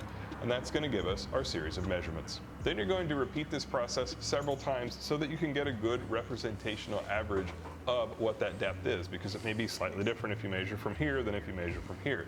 What I personally did was I took 12 measurements at the clock hour hands. I then took off the highest and lowest to give me the middle 10, and I averaged those. Now all that's left is to use your measuring tool to measure the width of the object that you put across the bell housing to get your measurements. You're going to subtract this from your measurements, and that is going to give you measurement A. Now it's on to the transmission side measurement. We'll call this measurement B. Your cylinder has a little pin to be off. If it won't bottom out after you remove the spring, you may need to remove the bleed. We're going to make sure it's pressed down all the way, and then we're going to take a measurement from the throwout bearing here to the transmission mating surface here. To get this measurement, we can use all the surface or your throwout bearing. So my cork-backed ruler is actually going to keep it nice and even on both sides, so apply gentle pressure there. Then we'll take our tape measure, or in this case our caliper, we're going to pull it down to the bottom, and we're just going to take that, place it on our ruler, and then push it down until it meets with the bell housing mating surface like so, and that is our measurement. Like before, you'll want to take multiple measurements and average them. All that's left is to take measurement A, subtract measurement B. However, he's not talking about removing the ruler measurement there, but I assume that you need to do it. So let's do that. No, not that one. Calculator. Minus 33.2, that's 50.28 for measurement A. So I'm gonna do that minus ruler equal, I said what? 50.28. 50.28 mil. And then, cause that's gonna be compressed. Like, oh, I get how we're working now. Okay, that makes sense. All right, and now the second measurement, which was that minus ruler equal, it's gonna be 82. So clearing 82 minus 33.2, 48.8. 48.8. And now what I want to do is remove that from that. That makes no sense. 48.8, I think. So 50.28 minus 48.8, it's gonna be almost nothing.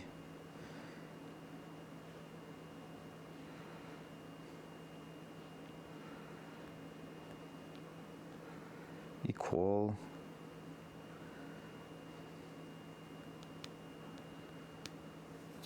3.48, is that it? I'm gonna redo it properly. 50.28 minus 48.8. No, 1.48. I don't think that's tolerance. That tolerance is good. And it's the clutch manufacturer that we need to look. So basically, what I'm looking at right now is let's do that instead. Basically, we're looking at when that is compressed here. When we're gonna press the clutch, it's gonna apply pressure that's gonna bring that like this, releasing the clutch. Now we need to know the tolerances, and that's written right here, which is okay, the throwout bearing travel. So, okay, no, that's the air gap we're looking for now. McLeod RST air gap.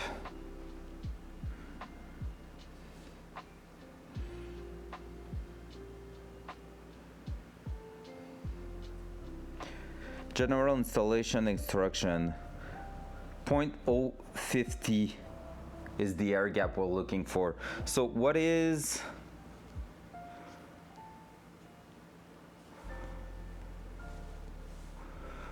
1.48 millimeter 2 inches?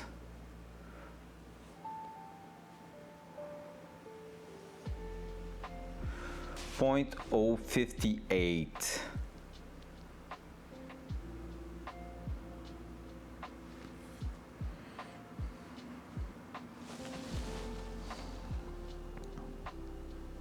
Gonna take a look.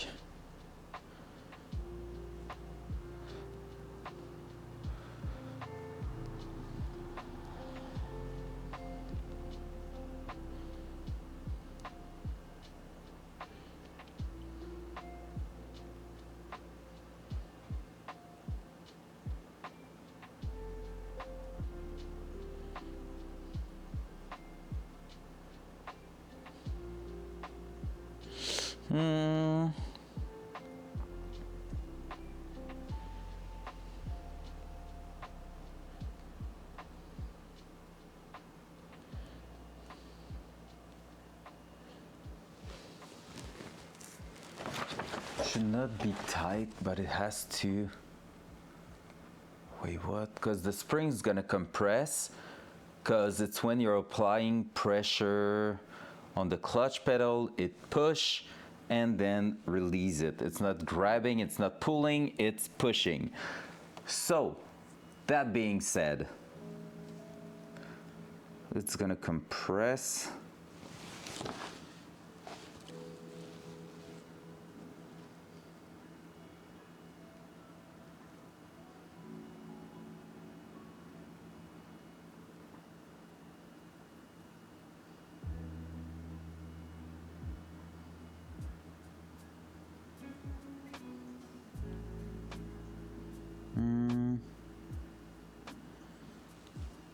Because now we just measured to measure in shim thermic performance.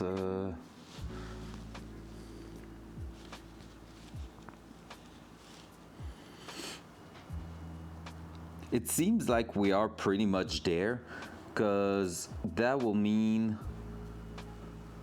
what is. Hey, I just want to modify you. I cannot. Let me go on the computer. Sorry, I'm geeking out right now. Lost in my mind trying to figure out what we're doing. with all the infos we have. It seems okay so far.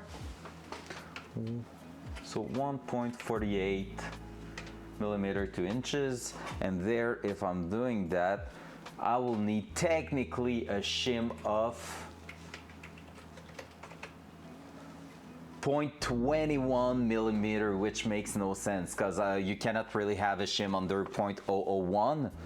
Under 0.01 in there, so I would assume that we are quite good right now, to be fair. Like, honestly, no joking, I'm pretty certain that we can just go ahead and use that as is right now for at least the travel and everything. Now, throughout bearing travel, total travel is where I'm unsure of. Like, everything, the measurement we just took seems okay, and basically what's going to happen is that when we are pressing the clutch here, right here, we're gonna have like a hydraulic fluid being applying pressure over here. It's gonna go through there and it's gonna do that, and that releases the clutch.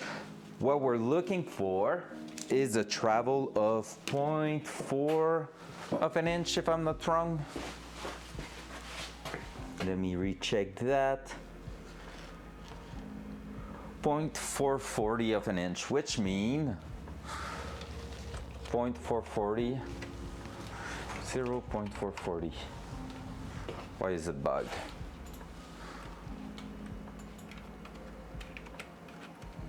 There we go. So 11 millimeter of travel. So just to give you an idea, even if we see that as this, it's gonna be 11 millimeter, that. So basically, the clutch is gonna move from about that when fully pressing the pedal. That's how much it should move. Like, it should liberate 1.1 millimeter of gap, 1.1 centimeter of gap right at the back here, applying that to the clutch system and making it work. I think everything so far is okay, and I think we're good to go with that as is in the car. We're gonna check for our quick bleeding thing here, making sure everything's okay over there, and after that we're gonna be reinstalling that here, which should be pretty straightforward. And yeah, after that we're gonna have to eventually create the line going to the clutch pedal and bleeding the system, and we should have a clutch that is working, but it's gonna be hard to really tell if everything's okay or not. So yep. Need to figure everything out. Here that was by M6 by 1 by 16, which I think is what was meant to be in there, but definitely not looking like it now that I'm having a closer look, because we have way more thread at the back there. So we're gonna go with 25 mil bolts at the back. Here we have some, yeah, same thing here. I'm just looking around. I have 30 mil one, which is still not what we're looking for, so needs to be some, let me check quickly. M6 by 1, that's the thing. There's M6 and there's M6 by 1.25, I think. So M6 by 1, I might be limited in those. So we're gonna reinstall that for now. That was dangerous.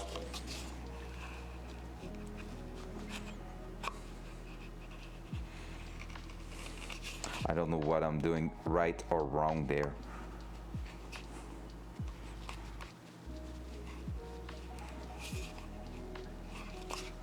I don't know how to release that.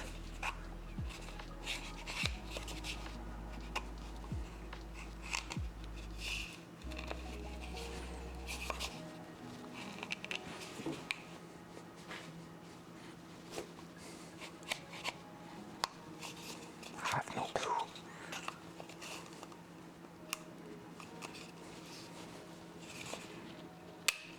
Nope. that it? No.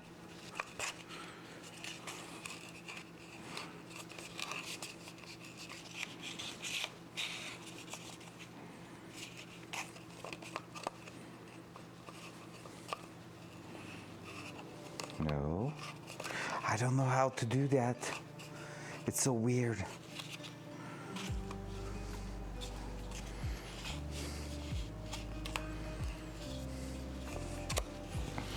So that's gonna be creating that, right?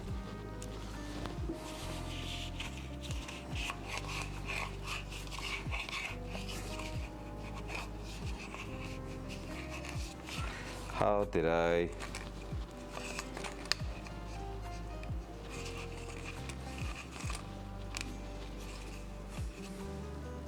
I don't know how I did that earlier. Not gonna lie.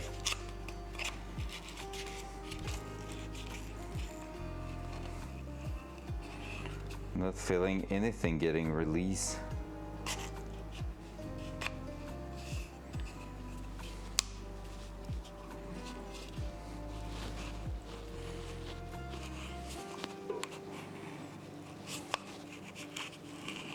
Hi, hello.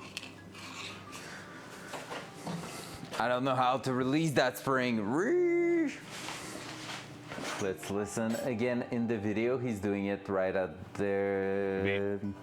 On this, if there is, your measurement's going to be off. The spring out and then put it back together without it.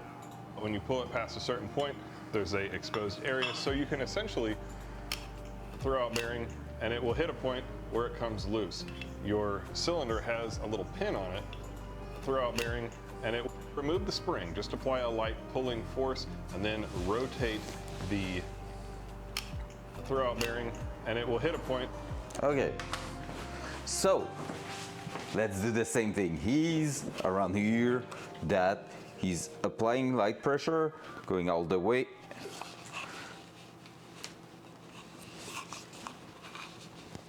I don't know how he's doing that.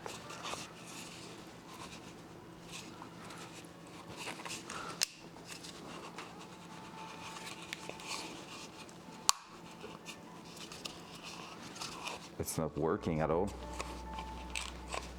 Should be here. Ah, there we go. I still don't get it, but it worked. So, GG.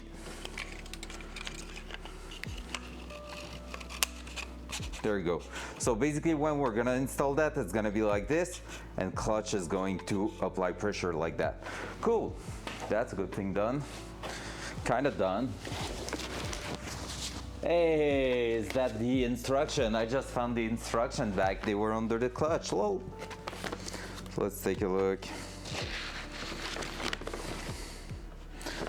I think I've done everything okay. Yep. Okay, let's see here.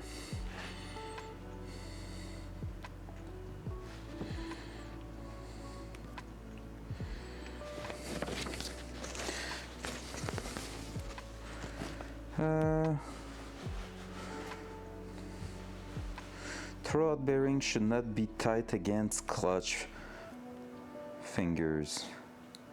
I don't get what they mean by tight against clutch fingers.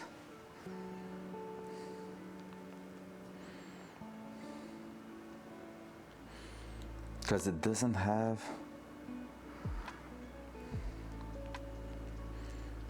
Is it the gap at the back pretty much? What is 1/8 of an inch? I'm gonna search. Internet is our friend. Let's search. 0.125, I think. Through 125. It's 3 millimeter. Oh, I think when you're applying it in the car, you should have a gap at the back. I'm not sure.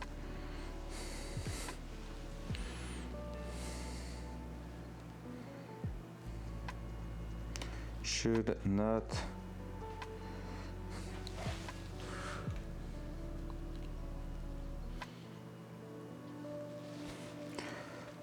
Throwout bearing should not be tight. I'm just gonna search.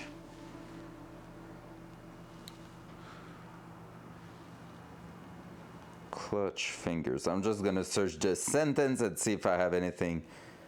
Throttle bearing should not be touching the clutch fingers unless you press the pedal clutch. How?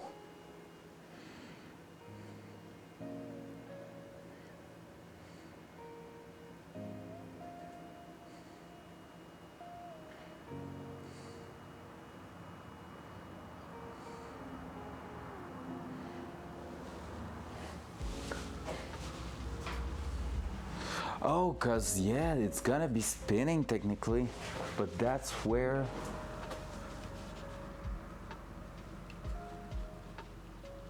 Oh, okay, yeah. Throttle bearing is that, and that is. I'm not sure I do understand that. Let me check. Because I don't know what you mean, but if you know what I mean, but like this can rotate, this cannot. So technically, if we go with all the logic here, that will just mean like this is not supposed to spin and that is supposed to spin. So we need a clearance at the back there, which is the 1/8 of an inch I think we need.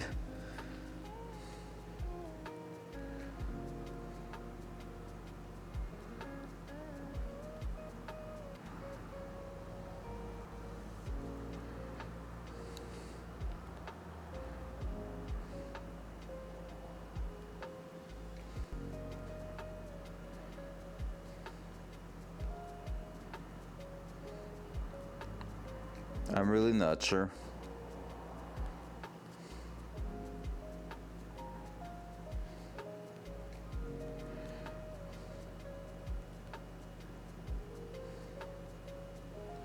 I'm really not sure. You know what time it is? More Googling.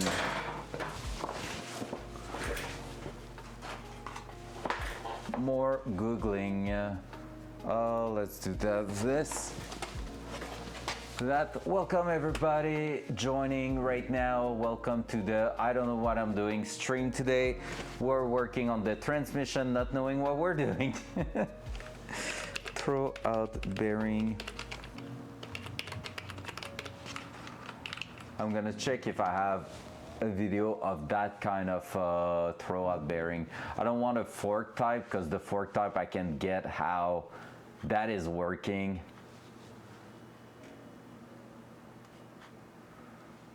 But I want an LS style. Clutch bearing noise, fair.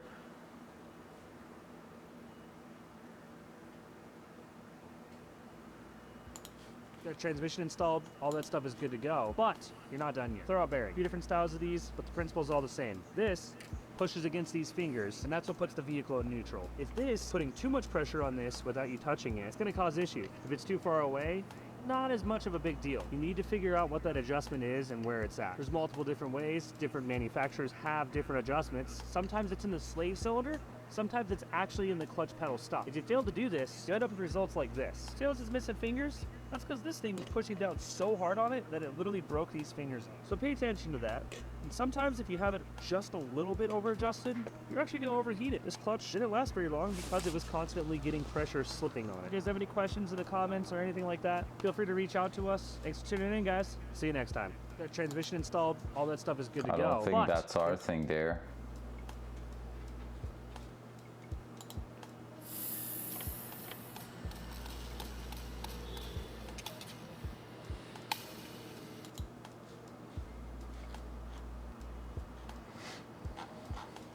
Rod bearing T56, I guess. Let's try that. Oh, throttle bearing setup. Let's try that. All right. Well, I also did That's a previous what video where I set gonna up try to do. throw-out bearing and cushion, but it's been quite a while, and I thought I could do a little bit of refresher. This is actually a tilting bearing.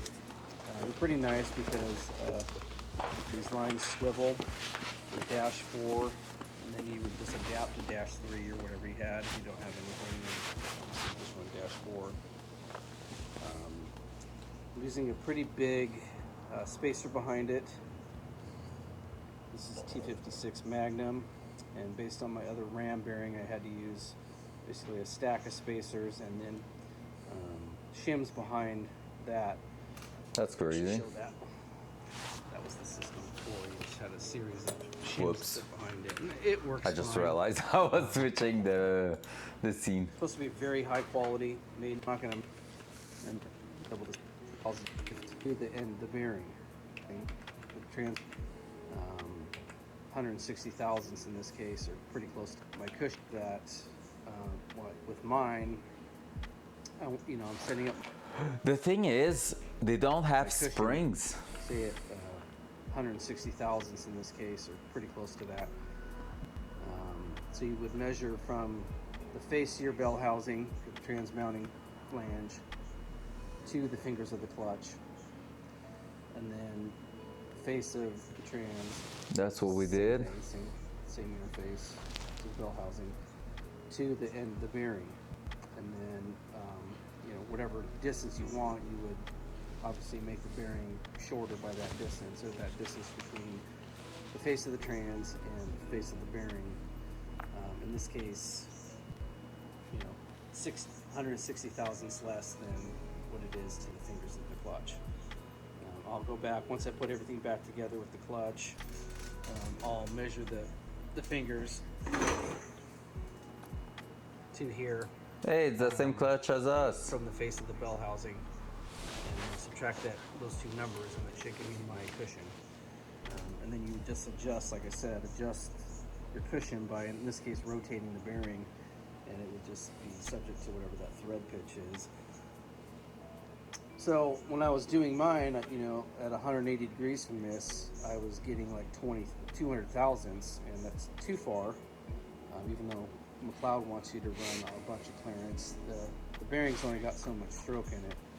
So I don't want to risk overstroking the bearing or having it too far out, the piston itself. So in this case, it's actually pretty trick, is you can just, like I said, rotate it on those threads, and then just move your locking pin, this is just in there temporarily, to a couple of different portions on the bearing retainer spacer. There's a couple different threaded holes here. And you want to have your bleeder at the top because air rises, right? So in this case, you don't even flop anything, you would just... Hey, it's Finnegan. 5 minutes, is it with a spring type? Tip for you guys, if you're running a hydraulic throwout bearing, you have to have a gap between the face of the bearing and the fingers of your clutch pressure plate. The gap is there so that as the clutch wears and those fingers, which act like levers, move out towards the bearing, there's enough space there for this thing to fully release, but you don't want too much space, okay? Otherwise, you might end up over traveling the bearing. So, what we're gonna do here is determine the air gap, and then we're gonna try to set it to about 100. But that's with hydraulic non-spring. What we need to look at is more like these. Master cylinder.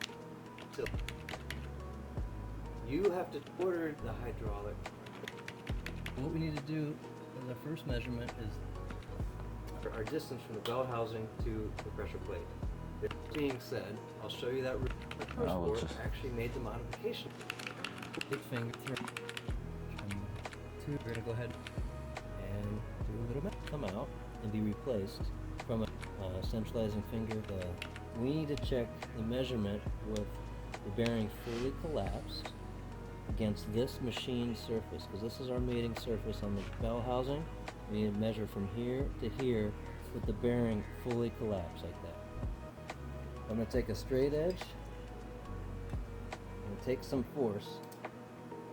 We hold it there, and I'm at 2, and we put the pressure plate, which was 2 5/8, 1/8 to. If we didn't have enough room, you have to order. I'm sorry, I really spacer. just tried to figure everything. We'll get a spacer. You have to order 2 too far, we didn't have enough room, you have to order a spacer to help with making sure you have adequate pressure on your pressure plate at all times. Good to go. Now we got to put this in the bell housing with our line attached, and we'll walk through that right now. Transmission. And notice, by the way, I can right out. So this is out. Stress. Put it in and waiting for a new one. Transmission through the boot. We're out bearing housing off the transmission, and we'll.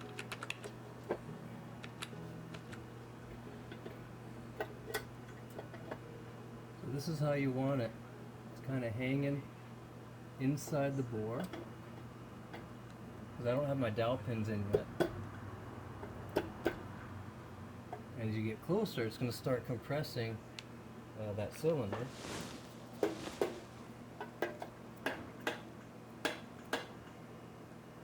Makes sense so far. Okay, so this is what you want to see. A fairly straight shot. So when we put the transmission in, it will line itself up on the transmission snout. So see how it's touching right here? That's okay. Because then this top hole has to fit on that. Okay, yeah, alignment for line his too. application, but So that's what I'm going with. So I'm going to go ahead and torque it all down to factory spec, which is on this motor. I actually left over here, that's the dog ear. That's actually okay. So it's actually safer that way because we still have a line of sight to our bearing.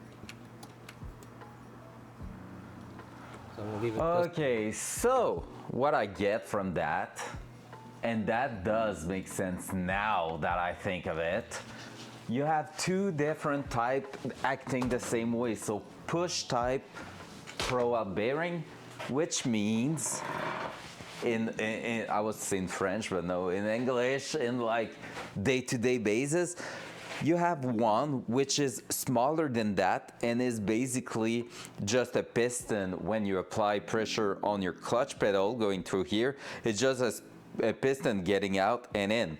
That one, you need to have an air gap between the surface and the clutch. These ones apply pressure at all time here, but you see at the front, that thing here with pressure applied is gonna spin with the clutch, and when you apply pressure on the clutch pedal, it increases that and reduce that again when you release. So that's how it's gonna work. So that will be tight against the actual clutch there. So far everything seems good. Now I'm gonna take a look. It says on the manual here that the clutch, the free play, adjust clutch pedal free play throttle bearing should not be tied against clutch fingers, but it's a throw-out bearing that is yeah, that is basically not.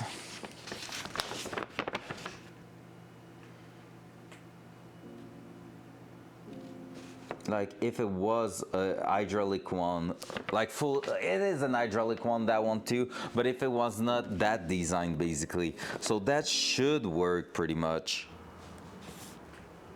Because the pressure of this spring here is not enough for the actual clutch to get released. It's really the pressure that we're gonna put in here that's gonna make a big difference. So therefore we should be good there.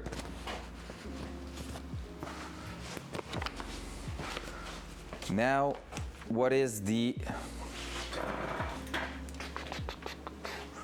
I want to check the throw-out bearing. Well, even that does. Because the guy we were watching was using the same kind of measurement, and that's giving basically the gap that we have at the back of those ones. And so I want to check. I'm so lost, and at the same time it starts to make a lot of sense.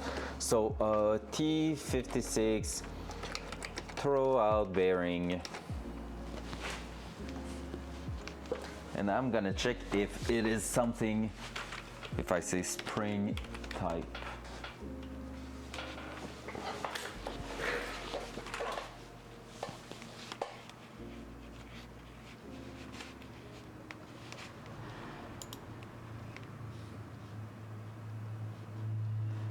when I go to install turrets, spring and leave a 1-inch gap at bell housing. Do I just push it in?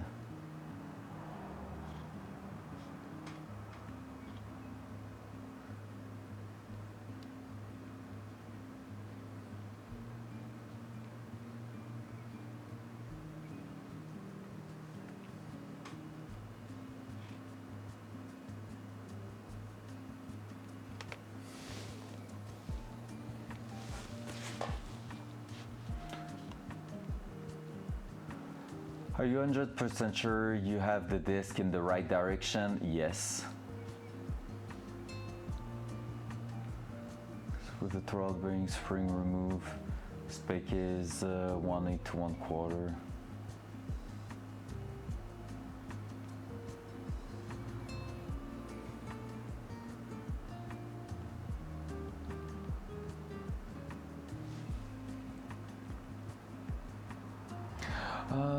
Okay, yeah, it's at the back there. That will mean I don't have enough, because it's not the air gap we're looking at right now then.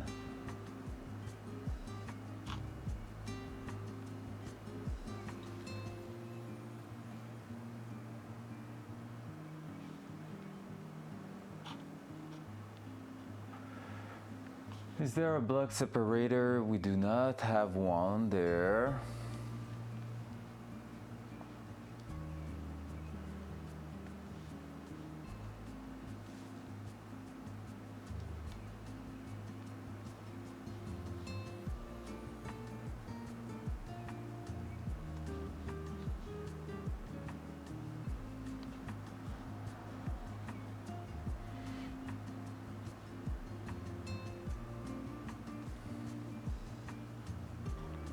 Alright guys, honestly I'm quite lost right now, and I think I'm gonna have to watch a bunch of video, because what I understand from there, if we take a look together here, is that some of what is said here, when I look there, I have that same measurement right there.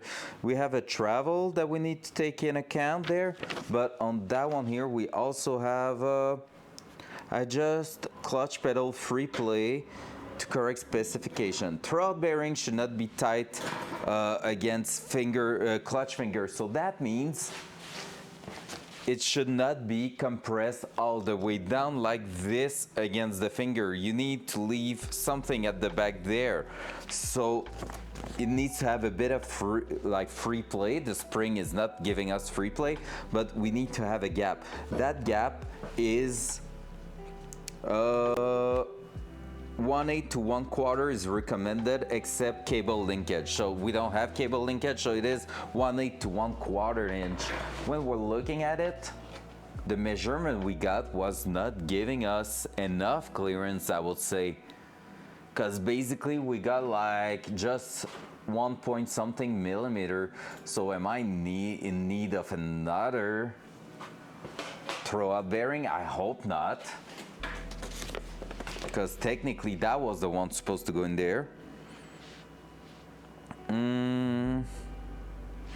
What is in millimeters? So if I do 0.25 inch 2 millimeter, and it's gonna put it, no it's not, I should have like at least 6.35 millimeter. Well, no, maximum 6.35. So anywhere at 5 and 6, what is 5 millimeter?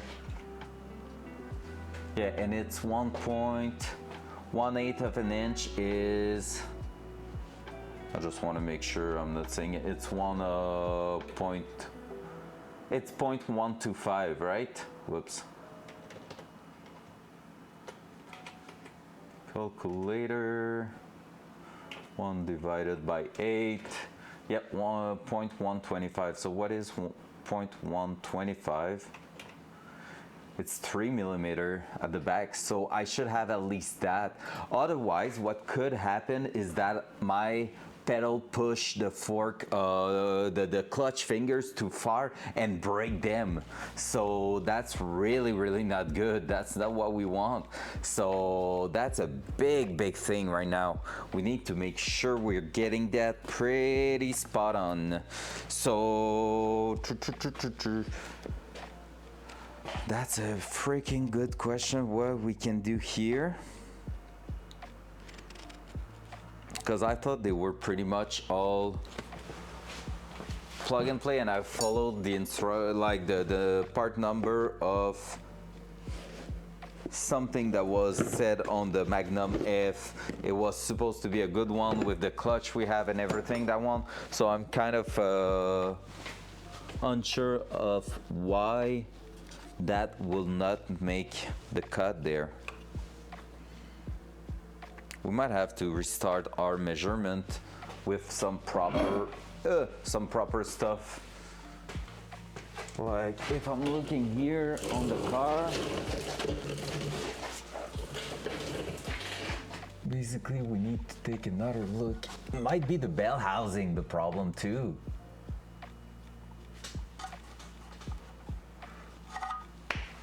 Should not be, but it could be.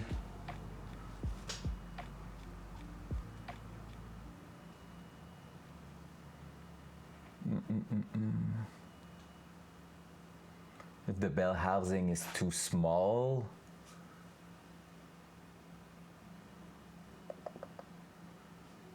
transmit like a T56 shims in between the transmission box and the bell housing.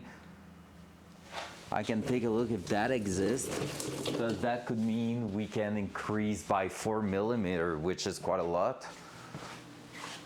Let me check if that's a thing. If so, we're gonna take back, I just closed the music again, second time today. Building your online business? That means we can still not put the transmission in, and that sucks. Bell housing shim. It's a thing. T56 Magnum bell housing spacers.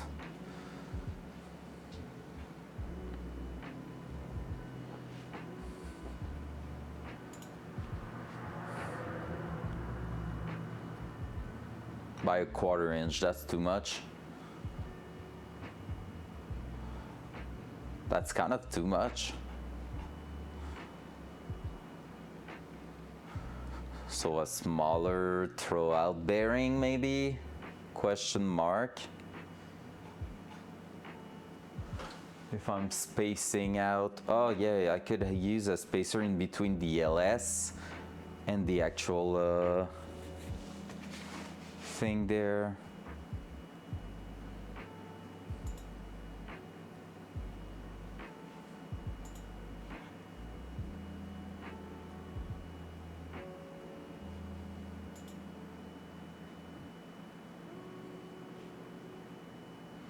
Quarter-inch spacer will bring everything back, which would mean, but a 1/4 we're too far because we already 1/4 is what we, and we need to delete a bit with a shim. Oh my god, that's starting to be complicated there.